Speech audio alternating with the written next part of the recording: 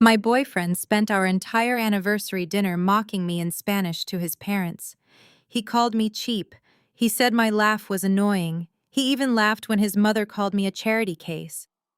They clinked their wine glasses and toasted to my ignorance, convinced that the black girl from Detroit could not possibly understand their aristocratic tongue. I just sat there sipping my water and smiling the shy, confused smile they expected. What they did not know was that I speak 4 languages fluently. What they did not know was that I was not there for love anymore. I was there because my private equity firm had just bought their failing family vineyard's debt that morning. I was not their guest. I was their owner. And before I evicted them from the property they had held for generations, I was going to let them dig their own graves. Before I tell you how I turned their arrogance into their absolute destruction, let me know where you are watching from in the comments. Hit that like button and subscribe if you have ever had to play the fool to catch a liar. The gravel crunched beneath the tires of Alejandro's leased Mercedes as we pulled through the wrought iron gates of the Rivera estate. Napa Valley stretched out around us in endless rows of green and gold basking in the California sun. To anyone else, this place looked like paradise. It looked like old money, generational wealth, and the kind of prestige that you simply cannot buy. But to me, looking out the passenger window through my oversized sunglasses, it looked like a balance sheet that was bleeding red ink. My name is Nia. To Alejandro, I am just a freelance HR coordinator who lives in a modest apartment and drives a 5-year-old Honda. I let him believe that I grew up struggling, that I am grateful just to be in his orbit. It makes him feel powerful. It makes him feel like the savior. To the rest of the world, however, I am the founder and majority shareholder of Apex Global, a firm that specializes in acquiring distressed luxury assets. And the Rivera family business was not just distressed, it was on life support. Alejandro reached over and squeezed my knee, flashing that bright, practiced smile that had charmed me 6 months ago. "Nervous, babe?" he asked. "Don't be. My parents can be a little old-fashioned, but they are going to love you. Just let me do the talking, okay? You look beautiful, by the way. Very simple." Simple. That was his code word for cheap. I was wearing a plain black linen dress. No logos, no jewelry except for small pearl studs. He did not know the dress was bespoke, hand-stitched in Milan, and cost more than his car lease payment. He saw what he wanted to see, a woman who needed his guidance. I smiled, that practiced shy curve of my lips that I had perfected over the last few weeks. "I am a little nervous," I admitted, keeping my voice soft. "Your mother sounds very intimidating. I just want to make a good impression." "You will be fine," he assured me, checking his reflection in the rearview mirror. "Just remember what I said. Smile, nod, and try not to mention where you grew up. Mom is a little particular about pedigrees." We parked in front of the main villa, a sprawling Mediterranean-style mansion that was undeniably breathtaking even if the stucco was peeling slightly near the roofline. I noticed it immediately. The deferred maintenance, the landscaping that was just a little too overgrown on the edges, the signs of a family that was frantically trying to keep up appearances while drowning in debt. The front door swung open before we even reached the steps. A woman stood there, flanked by 2 stone lions. Camila Rivera was exactly as Alejandro had described her, and exactly what I had seen in the dossiers my team had compiled. She was petite, impeccably dressed in cream silk, with hair so perfectly coiffed it looked like a helmet. She wore enough gold to sink a small ship. Alejandro hurried up the steps to embrace her. "Mama, you look stunning as always." Camila kissed his cheeks, holding him tight before her dark eyes slid over his shoulder and landed on me. She did not smile. She did not wave. She looked at me with the same expression one might use when discovering a stain on a silk rug. Alejandro beckoned me forward. "Mama, this is Nia, the one I told you about." I stepped up, extending my hand. "It is such an honor to meet you, Mrs. Rivera. You have a beautiful home." She took my hand limply, her fingers barely grazing mine, before she pulled away, as if I were contagious. Thank you, she said in heavily accented English. It has been in our family for 4 generations. Then, without missing a beat, she turned back to her son. She switched seamlessly into rapid-fire Spanish, her voice dropping an octave, assuming the language barrier was a wall I could not breach. Another one, Alejandro, she sighed, looking me up and down with open disdain. I told you we need capital, not a charity case. Look at her. She is a morena. She looks like she should be bringing us the hors d'oeuvres, not eating them. Why do you waste your time with these low-class women when the business is crumbling? My heart hammered against my ribs, a hot flash of anger sparking in my chest. Morena. A slur wrapped in a descriptor. She had dismissed my entire existence, my humanity in 2 sentences, but my face remained a mask of polite confusion. I kept my smile fixed, tilting my head slightly as if I were trying hard to follow a conversation I could not possibly understand. Alejandro laughed, a sound that used to make me feel warm but now just sounded like betrayal. Don't worry, Mama, he replied in Spanish, patting her arm. She is temporary, but she is useful. She has perfect credit. I am working on getting her to co-sign the loan for the new Porsche. Once I secure that, I will cut her loose. Besides, she pays for everything when we go out. It saves me money. The air in my lungs felt like broken glass. I had suspected Alejandro was using me. My investigators had flagged his gambling debts and his maxed-out credit cards weeks ago. But hearing it out loud, hearing him trade my dignity for a car loan, was a different kind of pain. It was the death of the last tiny hope I had, that maybe, just maybe, his feelings were real. I forced myself to widen my smile. I looked from him to his mother, blinking innocently. Is everything okay? You sound serious. Alejandro turned to me, his face instantly transforming into a mask of adoration. Everything is perfect, babe. Mom was just saying how lovely your skin is. She loves your natural look. Thank you, Mrs. Rivera, I said, looking her dead in the eye. That is so kind of you. She scoffed a tiny sharp sound and turned on her heel. Come inside. Jessica and Eduardo are already here. We are just waiting for your father to finish his call with the bank. We followed her into the foyer. It was grand, with a double staircase and a chandelier that probably cost more than my parents' house. But I noticed the dust on the crystals. I noticed the shadow on the wall where a painting had clearly been sold and removed. As we walked toward the living room, a voice rang out from the top of the stairs. Nia. Oh my goodness, you must be Nia. I looked up to see a blonde woman descending the stairs. She was draped in turquoise jewelry and wearing a white linen jumpsuit that looked expensive but fit poorly. This was Jessica, the sister-in-law, the wife of Alejandro's younger brother Eduardo.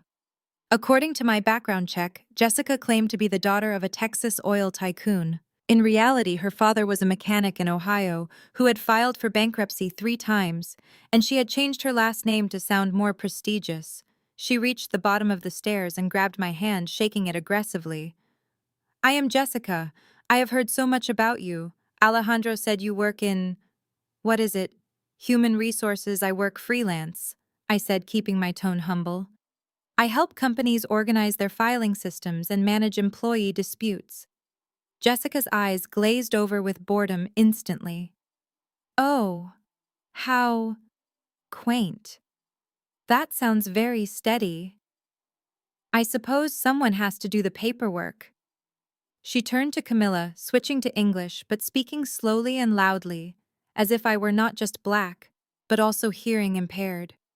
Do not worry about the room arrangements, Camilla. I told the staff to put Nia's bags in the downstairs suite, the one near the kitchen. It will be easier for her. She winked at me. It is cozy down there, and you will be close to the snacks. Camilla nodded approvingly. Good idea. We need the master suites for the important guests coming tomorrow. Alejandro did not object. He did not say, my girlfriend deserves a proper room. He just shrugged. That works. Nia is low maintenance. She won't mind. I minded very much. But I was not here to fight for a room with a view. I was here to assess the collateral on a $50 million default. That sounds fine, I said. I do not need much space. Great, Jessica clapped her hands. Run along then, dinner is in an hour. And Nia. This is a formal house. We dress for dinner. Do you have, well, do you have anything that isn't, that? She gestured vaguely at my dress. I packed a few things, I said. I will try to look appropriate. Good luck, she muttered, as she linked arms with Camilla and walked away. Alejandro led me to the suite near the kitchen. It was not a suite. It was the old servants' quarters. It was located down a narrow hallway behind the pantry. The room was small, smelling faintly of bleach and damp earth. The window was a tiny rectangle high on the wall that looked out at the dirt of the garden beds. The bed was a twin mattress on a metal frame. There you go, babe, Alejandro said, dropping my weekend bag on the floor. It is actually really private down here. You will get the best sleep. You are staying here too? I asked, knowing the answer.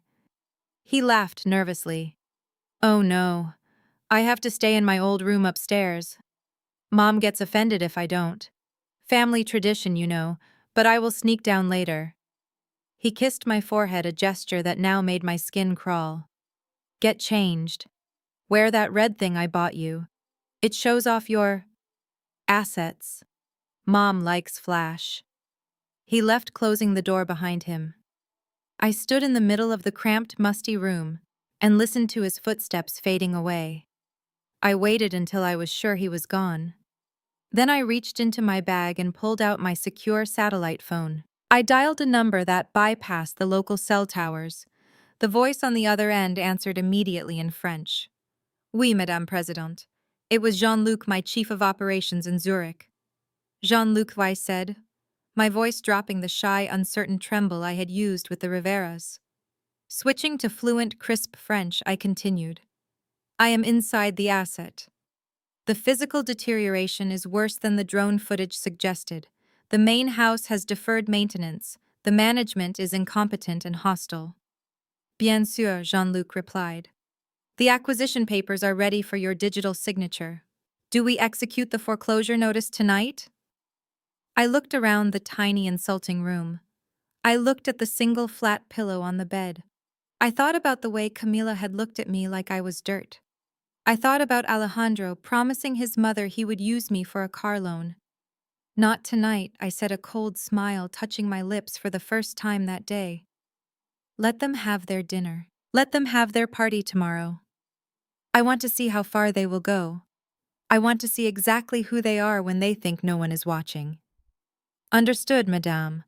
And the loan application Mr. Rivera submitted for the Porsche, deny it, I said. But flag it as pending investigation for fraud. Let him sweat. I hung up the phone and opened my suitcase. I pushed aside the modest clothes I had worn to play the part of the struggling freelancer. Beneath them, tucked away in a hidden compartment, was a dress I had saved for a special occasion. It was not the red thing Alejandro had bought me at the mall. It was a silk gown, midnight blue, structured and sharp as a blade. I wasn't going to wear it tonight. Tonight, I would be the maid they wanted me to be. Tonight, I would listen. I would gather every insult, every slur, every laugh at my expense. I would let them fill my arsenal until it was overflowing. I sat on the edge of the servant's bed and waited for the dinner bell. The walls were thin down here. Above me, I could hear footsteps. I could hear Jessica's shrill laughter. I could hear Alejandro's voice booming. They were walking all over me, quite literally. They thought I was beneath them. They had no idea that they were standing on a trapdoor, and I was the one holding the lever. The dinner bell rang, a sharp, demanding chime. I stood up, smoothed my plain black dress, and put my mask back on. It was showtime. The midday sun over Napa Valley was relentless, beating down on the manicured lawns of the Rivera estate. It was the kind of heat that made the air shimmer, blurring the lines between the rolling vineyards and the bright blue horizon. To an outsider, the scene on the stone patio looked like a painting of leisure and wealth. A long table draped in white linen had been set under a pergola covered in wisteria. Crystal glasses sparkled, silver cutlery gleamed, and the scent of roasted rosemary chicken wafted from the serving platters. But the atmosphere at the table was anything but peaceful. It was a battlefield, and I was the only one without a weapon. My name is Nia, and I sat at the far end of the table, the spot usually reserved for children or unwanted guests. I kept my hands folded in my lap, my posture perfect, watching the performance unfold. Alejandro sat to my left, but his chair was turned away from me, his body angled entirely toward the head of the table where his mother Camila held court. But Camila was not the star of this particular show. That honor belonged to the woman sitting across from me. Jessica. She was the wife of Eduardo Alejandro's younger brother. She was blonde, tanned to a deep bronze that hinted at too much time in tanning beds and draped in jewelry that caught the light with every gesture. She leaned back in her chair holding her wineglass by the bowl rather than the stem, a subtle etiquette failure that a true aristocrat would have noticed. But the Riveras did not notice. They were too busy staring at her like she was a walking, talking bank vault. I reached for the linen napkin on the table, intending to place it on my lap. It was a simple automatic movement. I had dined with ambassadors and heads of state. I knew my way around a formal table setting better than anyone here. Before the fabric even touched my knees, a hand shot out and grabbed my wrist. "No!" Jessica's voice was loud, sharp, and dripping with exaggerated patience. She held my wrist for a second longer than necessary, her nails digging into my skin before releasing me with a dramatic sigh. She turned to the rest of the table, shaking her head with a small, pitying laugh, then looked back at me. She widened her eyes and slowed her speech, articulating every syllable as if I were a toddler or someone who had suffered a recent head injury. "Nia, honey, look at me. Look." She picked up the cloth I had been reaching for and held it up, dangling it between two fingers. "This is a napkin." "Napkin! You put this on your lap to catch food if you drop it." She then pointed to a smaller, thicker cloth resting on a small silver plate to my left. "That is a hand towel." "Towel. You use that one to wipe your fingers if they get sticky. Do you understand the difference?" I stared at her. The silence at the table was heavy, thick with humidity and malice. Alejandro did not speak. Eduardo smirked into his wineglass. Camilla watched with the cold, impassive gaze of a reptile. Jessica leaned in closer, invading my personal space, her perfume a cloying mix of vanilla and desperation. "I know it is confusing," she said, her voice dropping to a conspiratorial whisper that was loud enough for the neighbors to hear. "In the places you come from, you probably just use paper towels. Or maybe your pants. It is okay, we do not expect you to know these things. The ghetto does not exactly offer classes on fine dining, does it?" The word hung in the air. Ghetto. It was lazy. It was racist. It was a calculated attempt to remind everyone of my place. She wanted me to snap. She wanted the angry black woman she had seen in movies. She wanted me to flip the table so she could point a finger and say, "See, she does not belong." I did not give her the satisfaction. I blinked slowly, letting a look of mild confusion wash over my features. I looked at the napkin. I looked at the towel. Then I looked at her with wide, innocent eyes. "Oh," I said softly, my voice trembling just enough to sell the act. "Thank you, Jessica. I did not know. It is so fancy here. I just do not want to make a mistake." Jessica beamed, preening under the gaze of the family. She patted my hand condescendingly. "Do not worry, sweetie. I will help you. That is what family is for. We have to lift each other up, right?" She turned back to Camilla, flipping her hair over her shoulder, the mask of the benevolent teacher vanishing instantly to be replaced by the shark. "Anyway, Camilla, as I was saying, Daddy called me this morning from the ranch in Texas. He is so worried about your liquidity issues. He told me, Princess, you tell the Riveras that the Parkers do not let family sink." Camilla leaned forward, her eyes hungry. The mention of money acted on her like a drug. "Your father is too generous." "Jessica." Camilla cooed, her accent thickening as she poured charm over the table. "We are just having a temporary cash flow restriction. The vineyard is profitable, of course. We just need a bridge loan to expand. Of course, Jessica nodded vigorously. Daddy knows that. That is why he is authorizing a transfer. $2 million. Just to start. He believes in Eduardo. He believes in this family. He wants us to be partners. Eduardo puffed out his chest, looking around the table, as if he had personally drilled the oil well himself. Sí, Alejandro, Eduardo said in Spanish, sneering at his brother. My wife brings fortune to this house. Yours brings… what? An appetite. Alejandro flushed his jaw, tightening. He did not defend me. He did not look at me.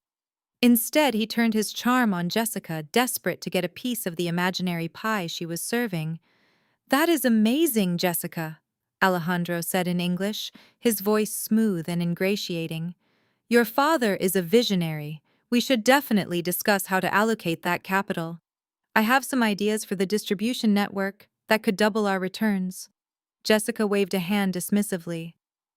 Oh, Daddy wants Eduardo to handle the money, Alejandro. No offense. He just trusts family. And technically, since you are not married yet. She let the sentence trail off, her eyes flicking toward me with amusement. I sat there cutting my chicken into tiny, precise squares. I listened to them fawn over her. I listened to them plan their future with money that did not exist. $2 million from a Texas oil tycoon.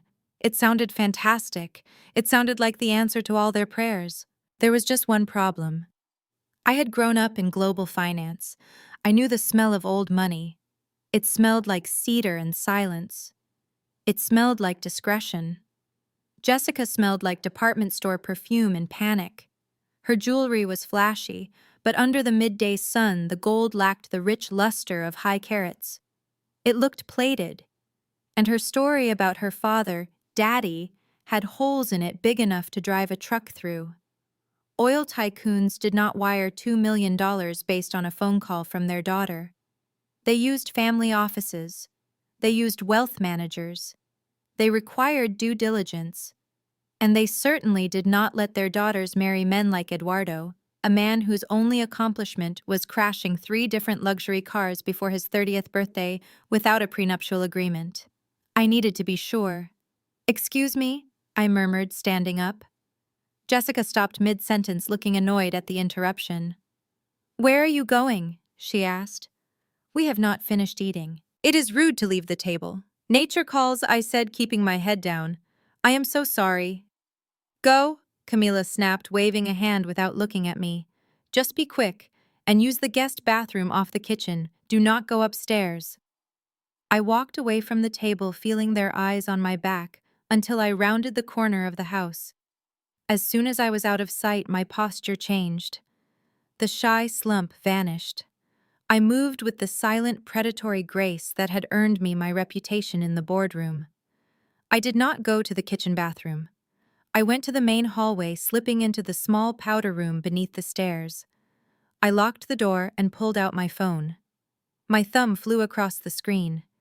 I opened my secure messaging app and found the contact for my lead private investigator, a man who could find a needle in a haystack if the haystack was on Mars. I typed the message in French, a habit from my years in boarding school in Geneva, and an extra layer of security in case anyone ever glanced at my screen. Investigate Jessica Parker, claims to be from Texas. Father is allegedly an oil tycoon. Verify assets. Check for bankruptcy filings. Cross-reference with aliases. Something is wrong. She feels like a hustle. I hit send. I washed my hands, staring at myself in the mirror.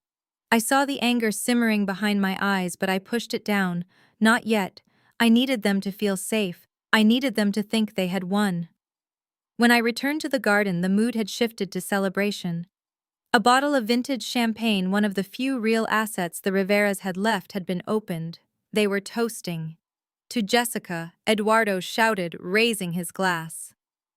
The savior of the Rivera legacy. To Jessica, Camila echoed, clinking her glass against her daughter-in-law's.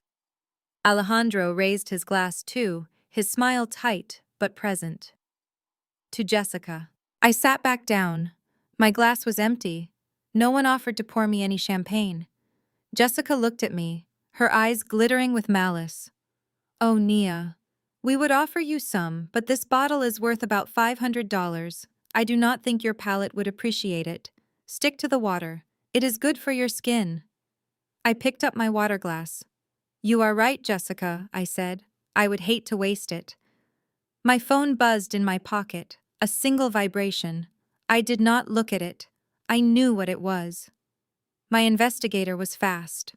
The truth was sitting in my pocket, burning a hole through the fabric of my dress. The lunch wound down. The plates were cleared not by staff, but by the awkward silence of the reality that the staff was gone. Camilla stood up, smoothing her silk skirt. Well, this was lovely. Jessica, darling, come with me to the study. We need to look at the fabric swatches for the renovation. With your father's investment, we can finally redo the east wing. She turned to leave, then stopped, her eyes landing on me. Nia. Yes, Mrs. Rivera, I asked. The maid called in sick this morning. She said, her voice devoid of any emotion. Probably hungover. You know how they are. She gestured to the table covered in dirty plates, half-eaten chicken carcasses, and wine-stained glasses.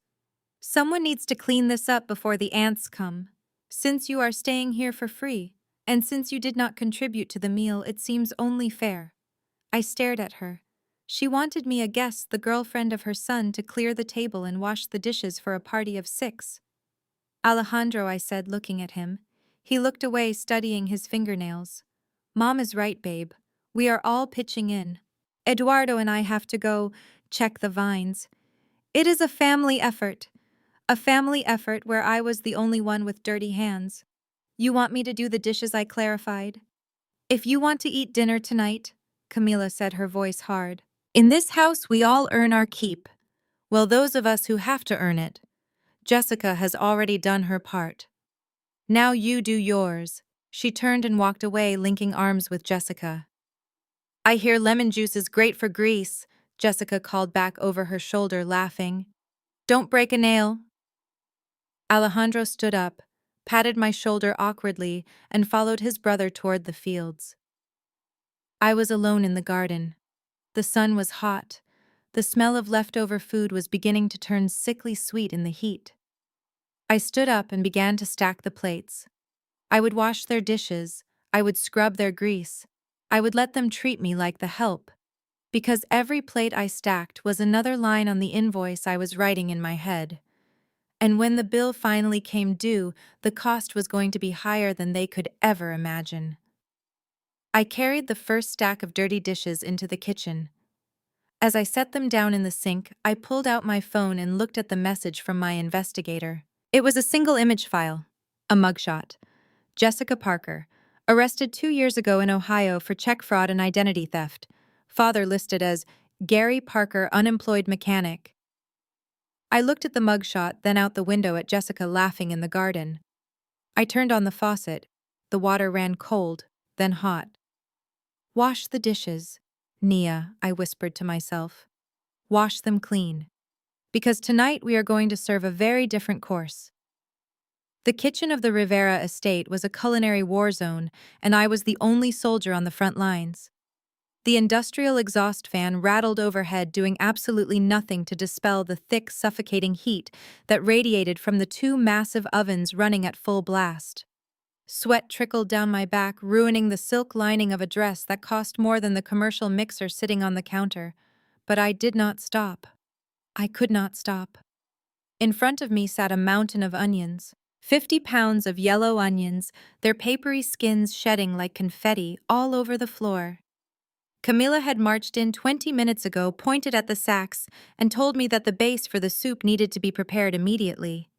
She claimed the sous chef had cut his hand and left. I knew for a fact there was no sous chef. There never had been.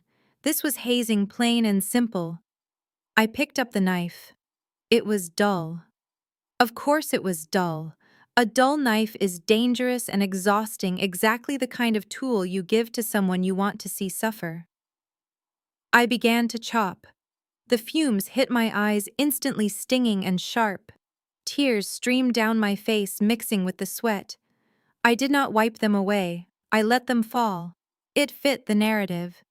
Poor, overwhelmed Nia crying over onions because she is not cut out for the high life. Behind me, the swinging door pushed open. I did not turn around, but I knew who it was by the smell. Expensive cologne masking the scent of midday whiskey. Alejandro and Eduardo strolled into the kitchen, bringing a burst of laughter with them. They leaned against the marble island, watching me work. They did not offer to help. They did not ask if I needed water.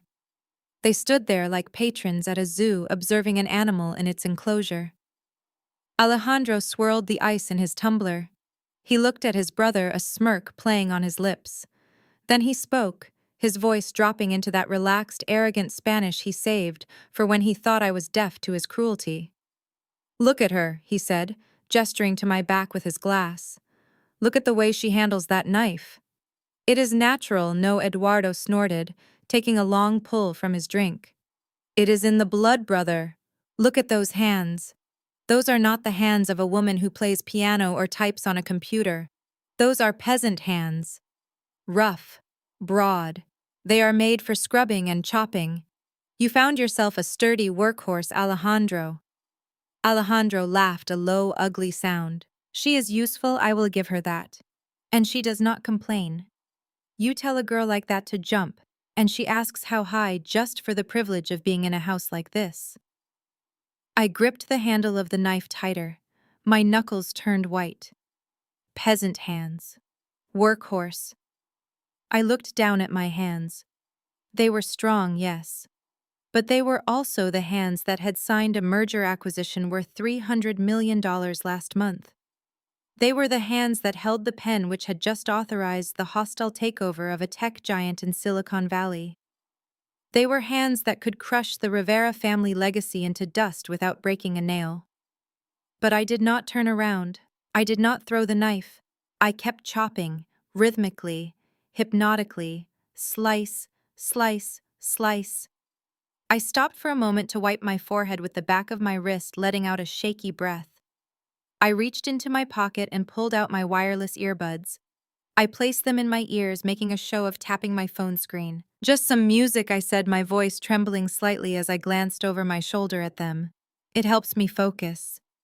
Alejandro waved his hand dismissively. "Whatever gets the job done, babe. Just make sure those are diced fine. Mama hates chunks." He turned back to Eduardo, switching to Spanish again. "See? Simple pleasures for simple minds. Give her a little music, and she forgets she is doing the work of 3 servants." I tapped the screen again. I was not playing music. I was dialing into a secure conference bridge. The connection clicked, and a cool, professional voice filled my ears. It was Sarah, my chief financial officer in New York. "Madame President," Sarah said, "we have the board assembled. We are waiting for your final authorization on the Rivera file." I resumed chopping. The rhythmic thud of the knife against the cutting board masked my voice as I spoke softly, barely moving my lips. "Go ahead, Sarah. I am listening." The background noise of the kitchen, the humming fridge, the rattling fan, the chatter of the brothers behind me, it all faded. I was no longer in a hot kitchen in Napa. I was in my element. Sarah continued. "We have analyzed their liquidity. It is worse than we thought. They have leveraged the estate 3 times over. They are currently floating checks between 4 different banks to keep the lights on. The loan for the anniversary party was denied this morning, but they managed to secure a high-interest predatory loan from a private lender an hour ago, just to pay for the catering." I sliced an onion in half. The layers fell apart. "They are bleeding out," I whispered. "Yes," Sarah replied. "The bank is ready to move on the default notice. We own the debt now. We can trigger the acceleration clause at any moment. That means they would have to pay the full $50 million immediately or forfeit the assets. Do you want to pull the trigger?" I paused. I listened to Alejandro behind me. He was telling Eduardo about the new watch he planned to buy once he got access to my credit line. He was bragging about how easy I was to manipulate. "Not yet," I murmured. "Let them have their party. Let them toast to their success in front of all their friends and business partners. I want them to feel safe. I want them to feel like they got away with it." Understood, Sarah said. What about the operational accounts? Freeze them, I said, slicing through the root of the onion. Freeze everything. When they try to run their cards tomorrow morning, I want them to decline. I want every single transaction to bounce. I want them to wake up to a financial ice age. Done, Sarah said. Anything else? Yes, I said. The private lender they used for the catering. Buy that note too.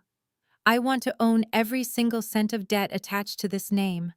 I want to own the food in their mouths and the wine in their glasses. Consider it done, Madam President. I tapped the earbud, ending the call. I took a deep breath. The tears in my eyes were real, but they weren't from the onions anymore. They were from the sheer adrenaline-fueled anticipation of the kill. Alejandro and Eduardo finished their drinks and left the kitchen complaining about the heat. They left their empty glasses on the counter for me to clean. I finished the onions. I washed the glasses. I scrubbed the countertops until they gleamed. Then Camilla marched into the kitchen. She looked frantic, her helmet of hair slightly askew. Nia, she barked. Why are you so slow? The caterers are arriving in an hour to set up the serving stations. I need you to check the pantry. We need the saffron and the truffle oil. Get them out! She pointed a manicured finger toward the walk-in pantry at the back of the kitchen. I wiped my hands on my apron and obeyed. The pantry was cool and dark, lined with shelves of dry goods. It smelled of spices and old wood. I reached for the tin of saffron on the middle shelf. As I moved the tin, something scurried across my hand. I gasped and recoiled, dropping the tin. It clattered to the floor. I turned on the flashlight on my phone and shone it into the corner of the shelf. There were dozens of them. Cockroaches. Big, dark, oily ones. They were swarming over a bag of rice that had split open. They were crawling in and out of a box of crackers. Droppings littered the shelves. It was an infestation, a severe one. I felt bile rise in my throat. This was the food they were planning to serve to 50 of the most influential people in the valley. This was the kitchen of a luxury estate. Mrs. Rivera. I called out, backing out of the pantry. Camilla appeared in the doorway, looking annoyed. What did you drop? Saffron is expensive, you clumsy girl. Look, I said, pointing the flashlight beam at the shelf. There are roaches everywhere. They are in the food. Camilla stepped forward and looked. She saw the bugs scattering under the light. Her face did not register horror. It did not register disgust. It registered calculation. She turned to me, her eyes hard as flint. Close the door, she hissed. But the food, I stammered. We cannot serve this. It is contaminated. We have to throw it out. Throw it out, she shrieked, her voice low and venomous. Are you insane? Do you know how much this inventory costs? We do not have time to replace it. The guests are arriving in 2 hours. She grabbed the door handle and slammed the pantry shut. You saw nothing, she said, stepping into my personal space. This is an old house. Sometimes there are bugs. It happens. You will take the saffron. You will wipe the tin off with a sanitizer wipe. And you will bring it to the chef. I stared at her. This was not just negligence. This was a health hazard. This was dangerous. Mrs. Rivera. I said, dropping the act for a split second. People could get sick. She grabbed my arm, her fingers digging in hard. Listen to me, you ungrateful little thing. You are here because my son has a soft spot for strays. Do not make me regret letting you in. You will keep your mouth shut. You will not ruin this night. You will not spoil the guests' appetite with your dramatic stories. Do you understand? If you say one word, I will tell Alejandro to leave you at the bus station tonight. She released me and smoothed her dress. Now, clean the tin, bring the oil, and fix your face. You look like a tragedy. She turned and marched out of the kitchen. I stood there for a moment, listening to the scuttling sounds from behind the pantry door. I looked at the closed door. I looked at my phone. Camilla thought she had silenced me. She thought fear of losing Alejandro would keep me quiet. She did not know that I had already lost him the moment he laughed at me in the car. I opened the pantry door again. I raised my phone. I took a picture, then another. Then a video zooming in on the vermin crawling over the open bag of premium basmati rice. I captured the brand names. I captured the expiration dates. I captured the undeniable squalor hidden behind the veneer of wealth. I saved the files to my secure cloud. I sent a copy to my investigator with a simple caption, "Leverage." Then I picked up the saffron tin. I grabbed a sanitizer wipe. I wiped it down, just as I was told. I walked out of the pantry, my face a mask of obedience. "Yes, Mrs. Rivera," I whispered to the empty room. "I will not spoil their appetite. Not yet. I will let them eat. I will let them drink.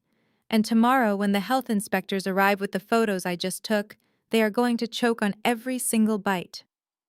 The afternoon sun had begun to dip behind the rolling hills of the vineyard, casting long shadows across the Rivera estate. The house was buzzing with a frantic energy as the final preparations for the anniversary gala kicked into high gear. Caterers were shouting instructions in the hallway.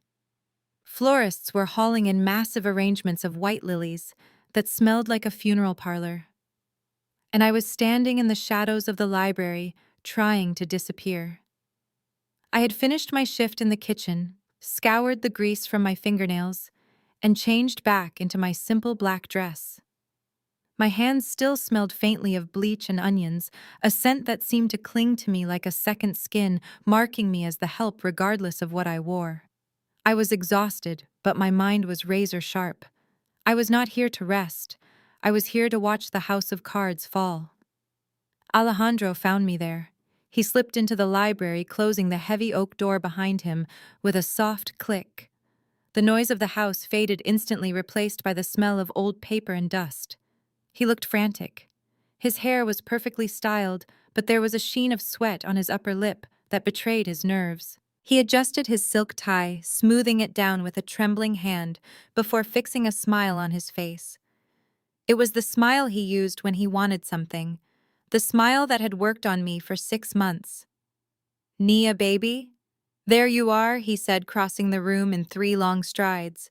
"I have been looking everywhere for you. Are you okay?" "Mom can be a little intense in the kitchen, I know. I tried to tell her you needed a break, but she is so stressed about tonight." I looked at him. I looked at the man I had thought I loved, and I saw nothing but a stranger in an expensive suit. I saw a man who had watched me scrub floors and chop onions without lifting a finger. I saw a coward. "I am fine, Alejandro," I said, keeping my voice small and tired. "I just wanted to stay out of the way until the guests arrive." "Good, good," he said, distracting himself. "Listen, babe, I have a huge favor to ask, a really big one, and I would not ask if I was not desperate." He took my hands in his. His palms were damp. He looked deep into my eyes, trying to summon that old magic, that connection that used to make my knees weak. "I found the perfect gift for Mom," he said, his voice dropping to a conspiratorial whisper. "It is a vintage emerald necklace. She has been talking about it for years. The jeweler just called me. He is holding it, but he needs payment now if I want to present it to her tonight. It is the big 40th anniversary, Nia. It has to be perfect." "That sounds lovely," I said, playing along. "So go get it."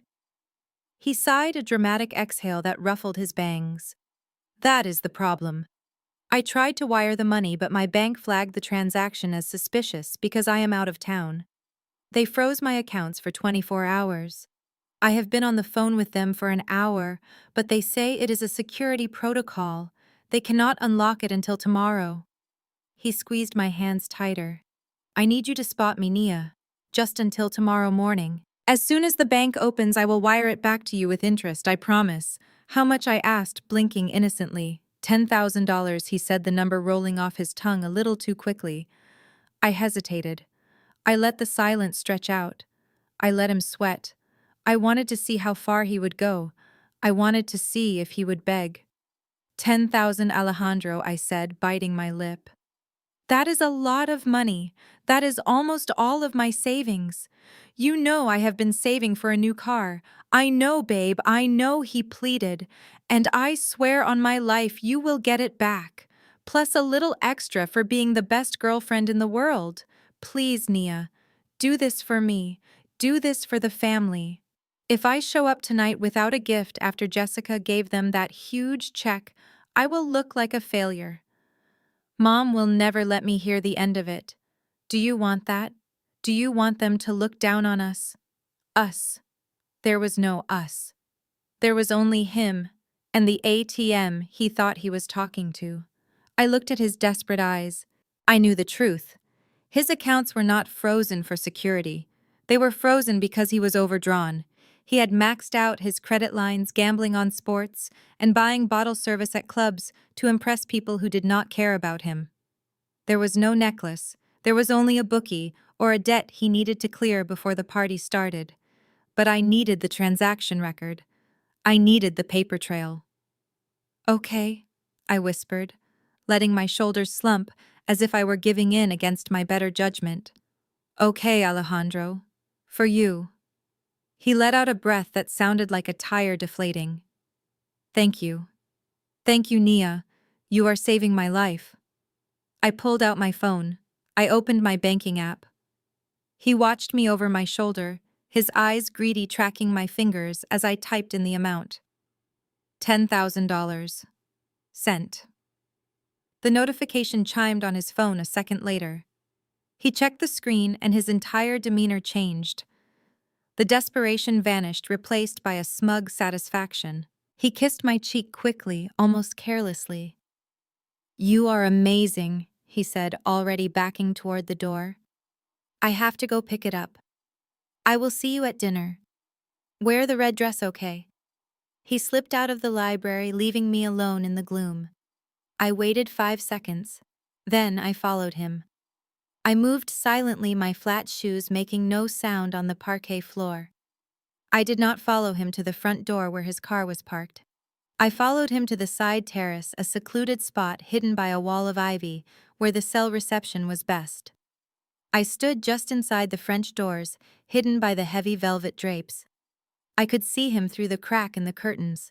He was pacing back and forth, his phone pressed to his ear. He was speaking in Spanish, loud and fast. Sophia, baby, pick up. He paused, listening. Then he laughed. A cruel, triumphant sound. Yes, I got it. I told you I would get it. The idiot transferred it 2 minutes ago. She bought the whole story about the necklace. Can you believe it? Leave. She thinks she is saving the day. He paused again, listening to the voice on the other end. I know. Listen, book the suite at the Hilton, the presidential. I will slip away after the toasts. My family will be too drunk to notice, and Nia will be in bed by 10. She is exhausted. I had her scrubbing floors all day. He laughed again. Yes, 10,000. It is enough for tonight and for that bracelet you wanted. I will bring cash. I love you, baby. See you in 3 hours. He hung up. He adjusted his jacket, checked his reflection in the glass of the door, and walked away whistling. I stood there in the shadows, feeling a cold calm settle over me. Sophia, the mistress. The one he was spending my money on while I slept in the servant quarters. He was not buying a gift for his mother. He was buying a night with another woman using the money he had swindled from me. I pulled out my phone. I had recorded every word. The voice memo was saved and uploaded to my secure cloud instantly. I opened my banking app and took a screenshot of the transfer confirmation. I annotated it with the time and date. I did not call the bank to reverse the charge. I did not report it as fraud. Not yet. That money was not a loss. It was an investment. It was the price of admission for the show I was about to put on. $10,000 was a cheap price to pay for absolute moral high ground in a court of law. I turned to go back to my room. As I walked down the hallway, my phone buzzed with a priority notification. It was from my private investigator. The subject line read simply, Jessica Parker, background check complete. I hurried to the small damp room that had been assigned to me. I sat on the lumpy mattress and opened the file. The first page was a summary, and it was devastating. Jessica Parker. Born Jessica Pokorsky in Dayton, Ohio. Father Gary Pokorski, former mechanic, currently unemployed. He had filed for Chapter 7 bankruptcy 3 times in the last decade. His most recent address was a trailer park outside of Cleveland. There was no oil tycoon, there was no ranch in Texas, there was no trust fund. I scrolled down. Jessica had 5 outstanding judgments against her for unpaid credit card debt totaling over $80,000. She had been evicted from 2 different apartments in Los Angeles before meeting Eduardo. She was currently being sued by a wedding planner for non-payment of services. She was not a savior. She was a parasite.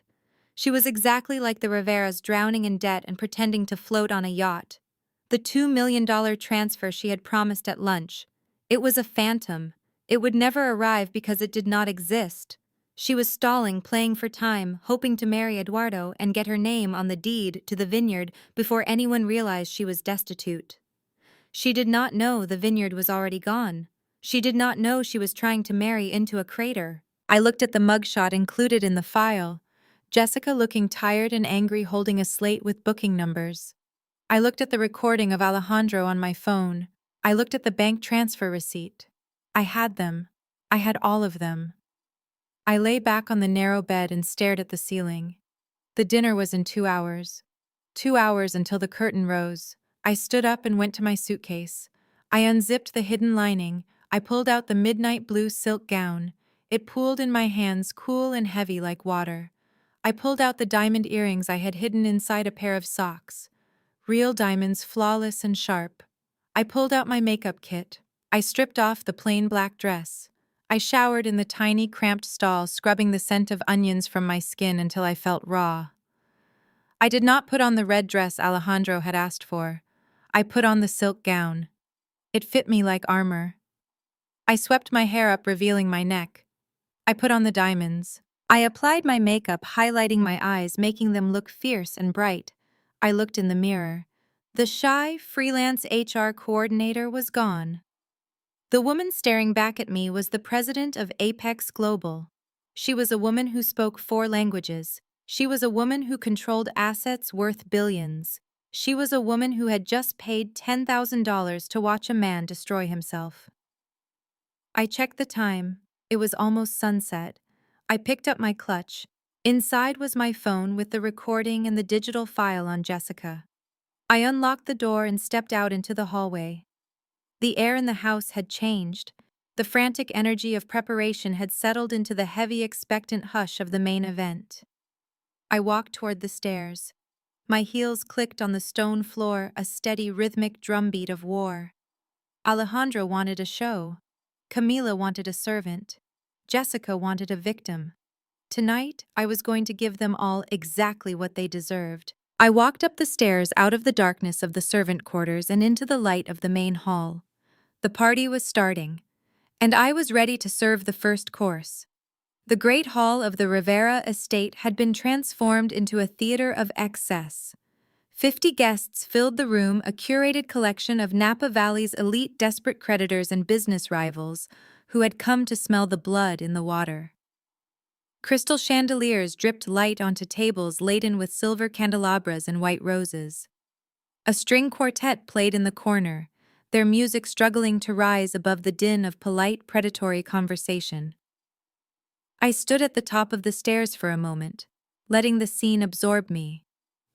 I had shed the skin of the humble freelancer. The midnight blue silk gown I wore was a weapon. It had no label, no flashy logo, and no sequins. It was architectural structured and fit me with a precision that screamed bespoke Italian tailoring to anyone who knew what they were looking at. To the Riveras who measured wealth by the size of a brand name printed on a chest, I probably looked invisible. That was exactly the point. I was a stealth bomber in a room full of fireworks. I descended the stairs. My heels struck the marble with a deliberate rhythmic click that cut through the chatter. Heads turned. I saw men in tuxedos pause mid-sip. I saw women in taffeta narrow their eyes, trying to place me, trying to figure out why the woman who had been introduced as a charity case was walking like she owned the building. Alejandro was at the bottom of the stairs. He looked up, and for a second his mask slipped. He looked stunned. He looked like a man who had just realized the stray cat he adopted was actually a panther.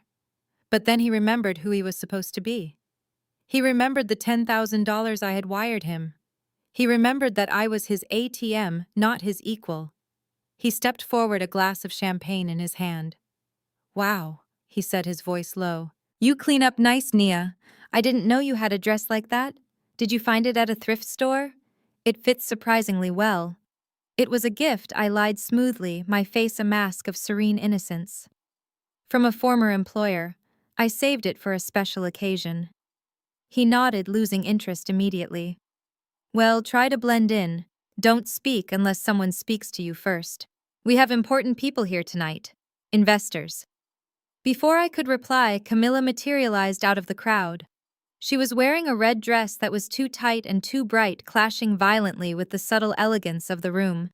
She looked me up and down, her lip curling in a sneer that she didn't bother to hide. "So you decided to join us," she said. "I suppose you expect to be fed after your little performance in the pantry." I smiled at her. It was the smile of a shark who sees a seal splashing on the surface. "I wouldn't miss it for the world, Mrs. Rivera." She huffed, turning her back on me. "Well, we have a problem. The seating chart is very strict. We have important partners from the bank and the distribution firms. There is no room at the main tables for extras." She gestured vaguely toward the back of the room near the swinging kitchen doors. "I have set up a place for you at table 19. It is with the children and the au pairs. You will be more comfortable there. The conversation at the main tables will be business. It would go over your head." I looked where she was pointing. Table 19 was a small round folding table that had been hastily covered with a tablecloth that didn't quite reach the floor. It was situated directly next to the service station, where waiters were dumping half-eaten food into bins. 3 toddlers in high chairs were currently screaming and throwing bread rolls, while 2 exhausted nannies tried to calm them down. She was putting me at the kids' table. She was seating the woman who held the deed to her house next to the garbage. It was perfect. It was so petty, so small, and so indicative of her character that I almost thanked her. "That sounds lovely," I said. "I love children." "Good," Camilla snapped. "Go sit, and do not wander around. You are distracting the staff." I walked to table 19. I sat down on a folding chair that wobbled slightly. I placed my clutch on the table, careful to keep it away from a spilled juice box. From this vantage point, I had a clear view of the head table. It was elevated on a small dais like a throne room. Alejandro sat there. Eduardo sat there. Jessica sat there, shimmering in a gold dress that looked like it was made of candy wrappers. And Luis the patriarch sat in the center, looking like a king whose kingdom was burning down around him. The dinner service began. Waiters rushed past me, ignoring my empty glass, carrying plates of filet mignon and lobster to the dais. I was served a plate of cold chicken and rubbery green beans, clearly the staff meal. I ate it slowly. It tasted like fuel. I needed the energy. Halfway through the meal, the music stopped. A hush fell over the room. Luis Rivera stood up. He tapped a spoon against his crystal glass. The sound rang out sharp and demanding. My friend's Luis boomed, his voice projected by a microphone that screeched slightly with feedback. "Thank you for coming to celebrate 40 years of the Rivera legacy." He raised his glass. His hand was shaking. I knew why. I knew that his phone had been ringing all day with calls from creditors that he was ignoring. He was putting on the performance of his life. "We have faced challenges this year." Luis continued, his eyes darting around the room, trying to make eye contact with the bankers who were currently chewing their steak and judging his liquidity. "But the Rivera name is strong. We are expanding, we are growing, and we are doing it because of family." He gestured to his right where Jessica sat preening. "I want to make a special toast to my daughter-in-law, Jessica. She has brought a new energy to this family. She comes from a lineage of Texas Titans, and her family's generous partnership is going to launch us into the stratosphere. Jessica, you are the daughter we always prayed for, the golden thread that binds our future." Jessica stood up and waved blowing kisses to the crowd. She looked like a pageant queen who had just won a title she bought. The crowd applauded politely, but I saw the glances exchanged between the businessmen. They knew. They had run the same background checks I had. They knew she was a fraud, and they were watching Luis praise her with a mix of amusement and pity. Luis turned to his left. And to my son Alejandro, my heir, the man who will carry this vineyard into the next century. He has secured new distribution channels. He has the vision. He has the drive. Alejandro stood up, buttoning his jacket. He looked the part. Tall, handsome, confident. He looked like a success story. He did not look like a man who had stolen $10,000 from his girlfriend to pay for a prostitute 3 hours ago. To the future, Luis shouted. To the future, the room echoed. I raised my water glass. To the future, I whispered. Luis sat down. The tension in his shoulders did not abate. The performance was over, but the reality was setting in. The family relaxed. They thought the hard part was done. They thought they had sold the lie. They leaned in toward each other at the head table. They thought they were in a private bubble elevated above the commoners. They forgot that sound carries. They forgot that I was sitting 10 feet away, just below the dais, invisible to them, but perfectly positioned to hear everything. They switched to Spanish. It was immediate. It was a release. It was their safe space where they could shed the mask of politeness and be their true ugly selves. Camila leaned over to Alejandro, gesturing toward me with her fork. Look at her, she sneered in Spanish, her voice carrying clearly over the low hum of the room. Look at the way she eats that chicken. She cuts it like she is afraid it is going to bite her back. It is pathetic. She sits there among the babies, and she fits right in. She has the mind of a child. I kept my face blank. I chewed a piece of rubbery green bean. I stared straight ahead. Eduardo laughed, slinging an arm around the back of Jessica's chair. It is embarrassing, Brother Eduardo said in Spanish. Having her here, it lowers the tone of the entire event. The investors are looking at her and wondering why we let the help sit down. When are you going to dump her? Do not let her cling to the family assets. If she thinks she is getting a ring, you need to wake her up. We cannot have that bloodline mixing with ours. Jessica giggled. She didn't speak Spanish, but she knew they were mocking me. She chimed in with English loud enough for me to hear. "Aw, look at her. She looks so lonely. Maybe we should send her a coloring book." Alejandro looked down at me from the dais. He looked at the woman who had paid his rent for 6 months. He looked at the woman whose money was currently paying for the hotel room he planned to visit later that night. His eyes were cold. There was no love there. There was only calculation. He took a sip of his wine and spoke in Spanish, his voice dripping with contempt. Don't worry, Mama. Tonight is the end of it. As soon as the party is over, I am kicking her out. I just need to make sure the wire transfer she sent clears the bank fully. Once the cash is liquid, she is gone.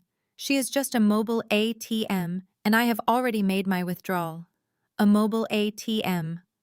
The words hit me in the chest, but they didn't hurt. They solidified. They turned the last remaining molecules of my compassion into steel. They laughed, all of them. Camila, Luis, Eduardo, Alejandro. They clinked their glasses again, toasting to my exploitation. Toasting to their cleverness. Toasting to the stupid, silent black girl who paid their bills and scrubbed their floors. I put down my fork. I picked up my napkin. I dabbed the corners of my mouth. I looked at the time on my phone. The notifications were lined up. The bank transfers were frozen. The foreclosure notice was digital and ready. The police were on standby for Jessica. The stage was set. They wanted a show. They wanted to talk about bloodlines and assets. They wanted to talk about who belonged at the head table. I pushed my chair back. It scraped loudly against the floor. The sound cut through their laughter. They looked down at me, annoyed that the furniture was making noise. I stood up. I smoothed the silk of my midnight blue gown. I picked up my crystal water glass. I walked toward the dais. I did not walk with my head down. I did not walk with a shuffle. I walked with the stride of a CEO entering a boardroom to fire everyone. Camila frowned.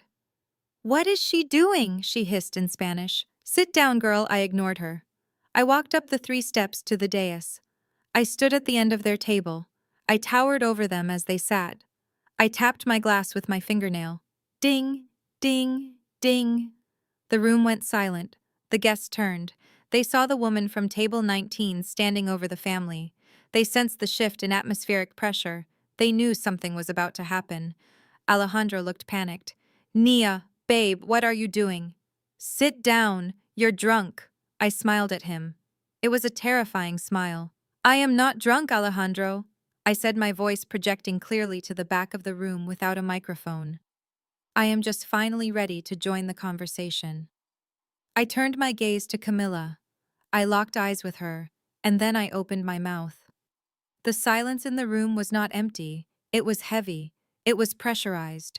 It was the kind of silence that happens right before a dam breaks, when the water is pushing against the concrete with millions of gallons of force, and the first hairline fracture appears. I stood at the edge of the dais, looking down at the Rivera family. From this angle, they looked small. They looked like dolls arranged in a dollhouse that I was about to set on fire. Alejandro was half standing, his hand reaching out as if to physically pull me back down to the floor, back down to my place. His face was a mask of panic and annoyance. He thought I was going to make a scene. He thought I was going to cry about not sitting at the big table. He thought I was going to embarrass him with some low-class display of emotion that would confirm everything he had just whispered to his mother. Nia, please, he hissed, his voice low and urgent. You are making a fool of yourself. Go back to your seat. We will talk about this later. I looked at him. I looked at the man who had slept in my bed, eaten my food, and spent my money for 6 months. I looked at the man who had just promised his mother he would discard me like trash as soon as my check cleared. I did not sit down. I did not retreat. I raised the crystal glass in my hand. It caught the light of the chandeliers, sending a prism of rainbows dancing across the white tablecloth. I am sorry to interrupt, I said, my voice clear and steady in English. The room was so quiet that my voice carried to the back corners without a microphone. I just wanted to propose a toast, to the Rivera family, and to the truth. Camilla rolled her eyes. She picked up her wine glass, clearly intending to ignore me until I went away. She muttered something to Eduardo in Spanish, a quick biting comment about how alcohol makes the help get uppity. That was the moment. That was the trigger. I took a deep breath. I let the air fill my lungs. I let the shy, stumbling American girl die right there on the dais. And when I exhaled, I did not speak English. I spoke Spanish. But I did not speak the casual, regional dialect the Riveras used. I did not speak the slang-heavy street Spanish Alejandro used with his friends. I spoke Castilian, pure, crisp European Spanish. The kind of Spanish I had learned from my private tutors in Madrid during the summers I spent there as a teenager. The kind of Spanish that pronounces the Z and the C with a distinct, elegant lisp. The kind of Spanish that sounds like old money. It sounds like royalty. It sounds like power. Señora Camila. I began my diction perfect, my tone conversational but ice-cold. I must apologize. I did not finish my dinner. Camilla froze. The glass of wine she was raising to her lips stopped in midair. Her eyes snapped to mine. For a second she looked confused, as if her brain could not process the sounds coming out of my mouth. I continued, letting the beautiful sharp syllables roll off my tongue. You see, the chicken was cold. But the soup was the real problem.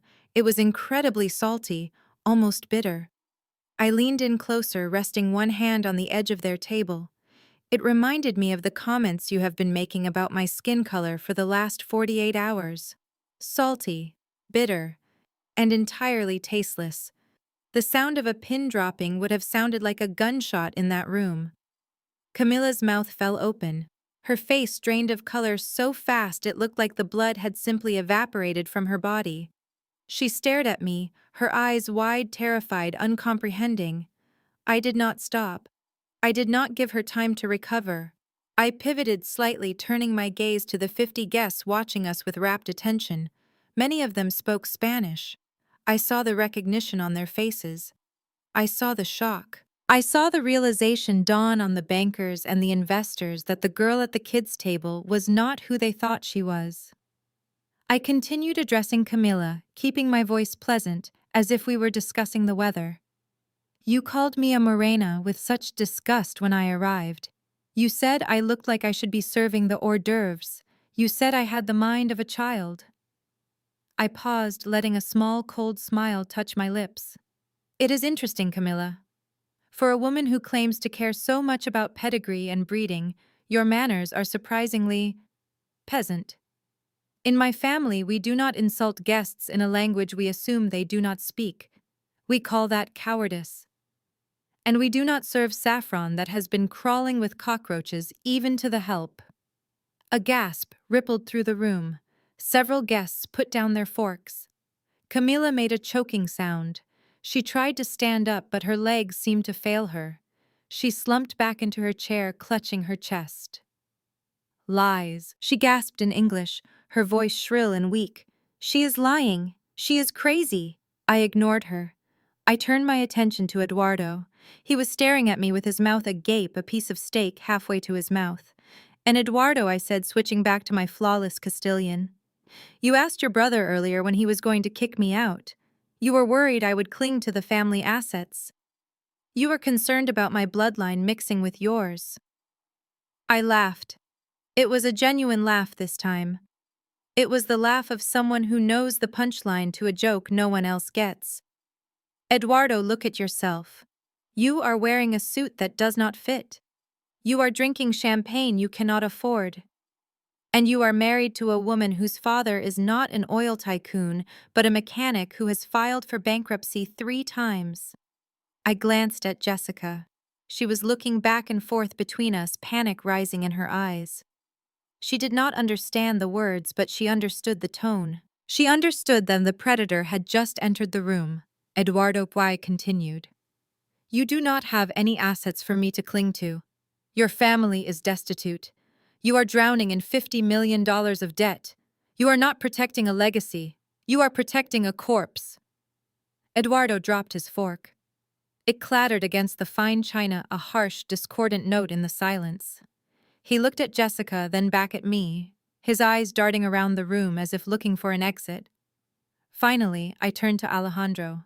He was still standing. He was pale. Sweat was beading on his forehead, running down his temples.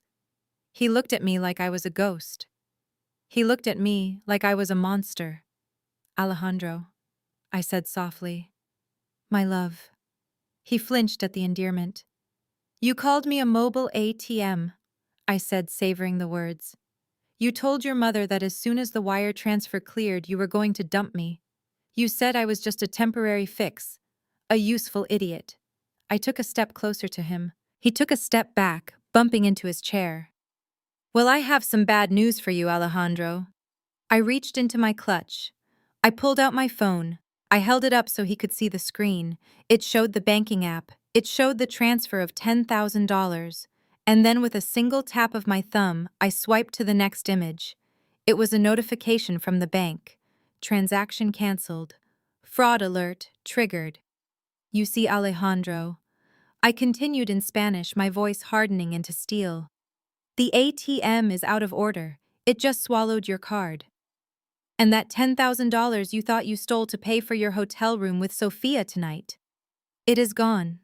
It never left my account. I flagged it as fraudulent 5 minutes after I sent it. Alejandro's knees gave out. He collapsed into his chair, his hands gripping the tablecloth. Sophia, he whispered, his voice barely audible. Yes, Sophia, I said. The mistress you called from the terrace. The one you laughed with about how stupid I was. I recorded that call, Alejandro. I recorded everything. I turned back to the crowd. I switched to English now, making sure every single person in the room, from the waiters to the bank presidents, heard me clearly. I apologize for the disruption, everyone. But I thought it was important to clarify a few things before we continue this celebration of the Rivera legacy. I gestured to the family sitting stunned and broken on the dais. This family is not successful. They are frauds. They are racists. And they are broke. I looked at the bankers at table 1. Gentlemen, if you are holding debt on this estate, I suggest you call your legal departments. Because the collateral you think is securing your loans, it is rotting from the inside out. I looked at the distribution partners at table 2, and if you are planning to sign contracts with Alejandro based on his vision, I would advise against it. His vision mostly involves gambling away operating capital and lying to women to pay his car notes. The room erupted. It wasn't applause, it was the sound of chaos. Chairs scraped back, voices rose in shock and outrage, phones were pulled out, people were recording. The facade of the Rivera dynasty had been shattered in less than 5 minutes, and I was standing in the center of the wreckage holding the hammer. Camilla found her voice. It was a screech, a primal sound of fury and humiliation. "Get out!" she screamed, pointing a shaking finger at the door. "Get out of my house, you devil, you liar! Get out!" I looked at her finger. I looked at her red, blotchy face. "I am afraid I cannot do that." "Camilla," I said calmly. "Why not?" she shrieked. "This is my house, I want you gone." I shook my head slowly. "No, Camilla. That is the other thing I needed to tell you." I reached into my clutch again. I pulled out a folded document. It was thick. It was legal. It had a blue cover sheet. I unfolded it and placed it gently on the table in front of Luis, right next to his empty wine glass. "This is not your house," I said. Luis looked down at the document. He put on his reading glasses with trembling hands. He read the header. His face went gray. "What is this?" he whispered. I leaned in, my voice dropping to a whisper that only the family could hear. "That is a deed transfer," I said. "My company, Apex Global, acquired your debt portfolio this morning. We bought the note from the private lender you used for the catering. We bought the mortgage from the bank. We own the paper on the tractors, the vines, and the roof over your head." I stood up straight, smoothing my dress. "So, technically, Camilla, you are the one who is trespassing, and unless you want me to call the sheriff to enforce an immediate eviction, I suggest you sit down, shut up, and let me finish my dinner. I hear the dessert is to die for, assuming, of course, the cockroaches didn't get to it first." Luis looked up at me. There was no arrogance left in his eyes. There was only fear. "Who are you?" he asked. I smiled. It was the smile I had been hiding for 48 hours. "I am Nia," I said. "I am the Morena you thought was too stupid to understand your insults. I am the charity case you thought you could exploit." I picked up my wine glass again and took a sip of water. "And now, I am your landlord." I turned my back on them and walked down the stairs of the dais. I did not go back to the kids' table. I walked to the center of the room, pulled out a chair at the empty table reserved for VIPs, and sat down. I crossed my legs.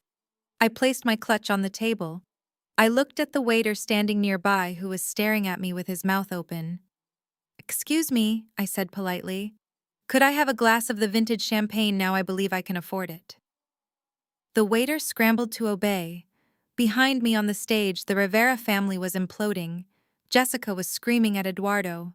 Alejandro had his head in his hands. Camila was sobbing. And Luis was staring at the legal document as if it were a death sentence. It was. The dinner was over. The feast had just begun, and I was starving. The room was spinning in a vortex of shattered glass and shattered egos, but one person was still desperately trying to cling to the wreckage of the Titanic while rearranging the deck chairs. Jessica stood up, her chair screeching against the marble floor, a sound that grated on every nerve in the room. She did not speak Spanish, so she had missed the nuances of my conversation with Alejandro. She had missed the part where I revealed myself as the predator. All she saw was the black girl from the servants' quarters standing on the dais making a scene, and she saw an opportunity to be the hero. She smoothed her gold dress, the cheap sequins catching the light in a way that looked garish rather than glamorous. She pointed a manicured finger at me, her face twisted into a mask of righteous indignation. "Security!" she screamed, her voice shrill and breaking. "Where is the security? Someone get this woman out of here immediately. She is drunk and she is dangerous. Look at her. She is threatening the family." She looked around the room, seeking allies among the stunned guests. I am so sorry, everyone, she announced, breathless with performative panic. We tried to help her. We gave her a place to stay, and this is how she repays us. By making a scene at a formal event. It is just so typical. She turned back to me, her eyes narrowing. You need to leave Nia. Right now. Go back to your little apartment or your car or wherever you came from. You do not belong here. You are ruining a celebration of excellence. I looked at her. I looked at the woman who had held my wrist and taught me how to use a napkin. I looked at the woman who had called me a charity case. And then I laughed. It was a soft sound, but in the dead silence of the room it carried like a thunderclap. Oh, Jessica, I said, my voice dropping to a conversational purr that was far more terrifying than a shout. You really do not know when to stop digging, do you? I reached into my clutch, but instead of my phone this time, I pulled out a small black remote control.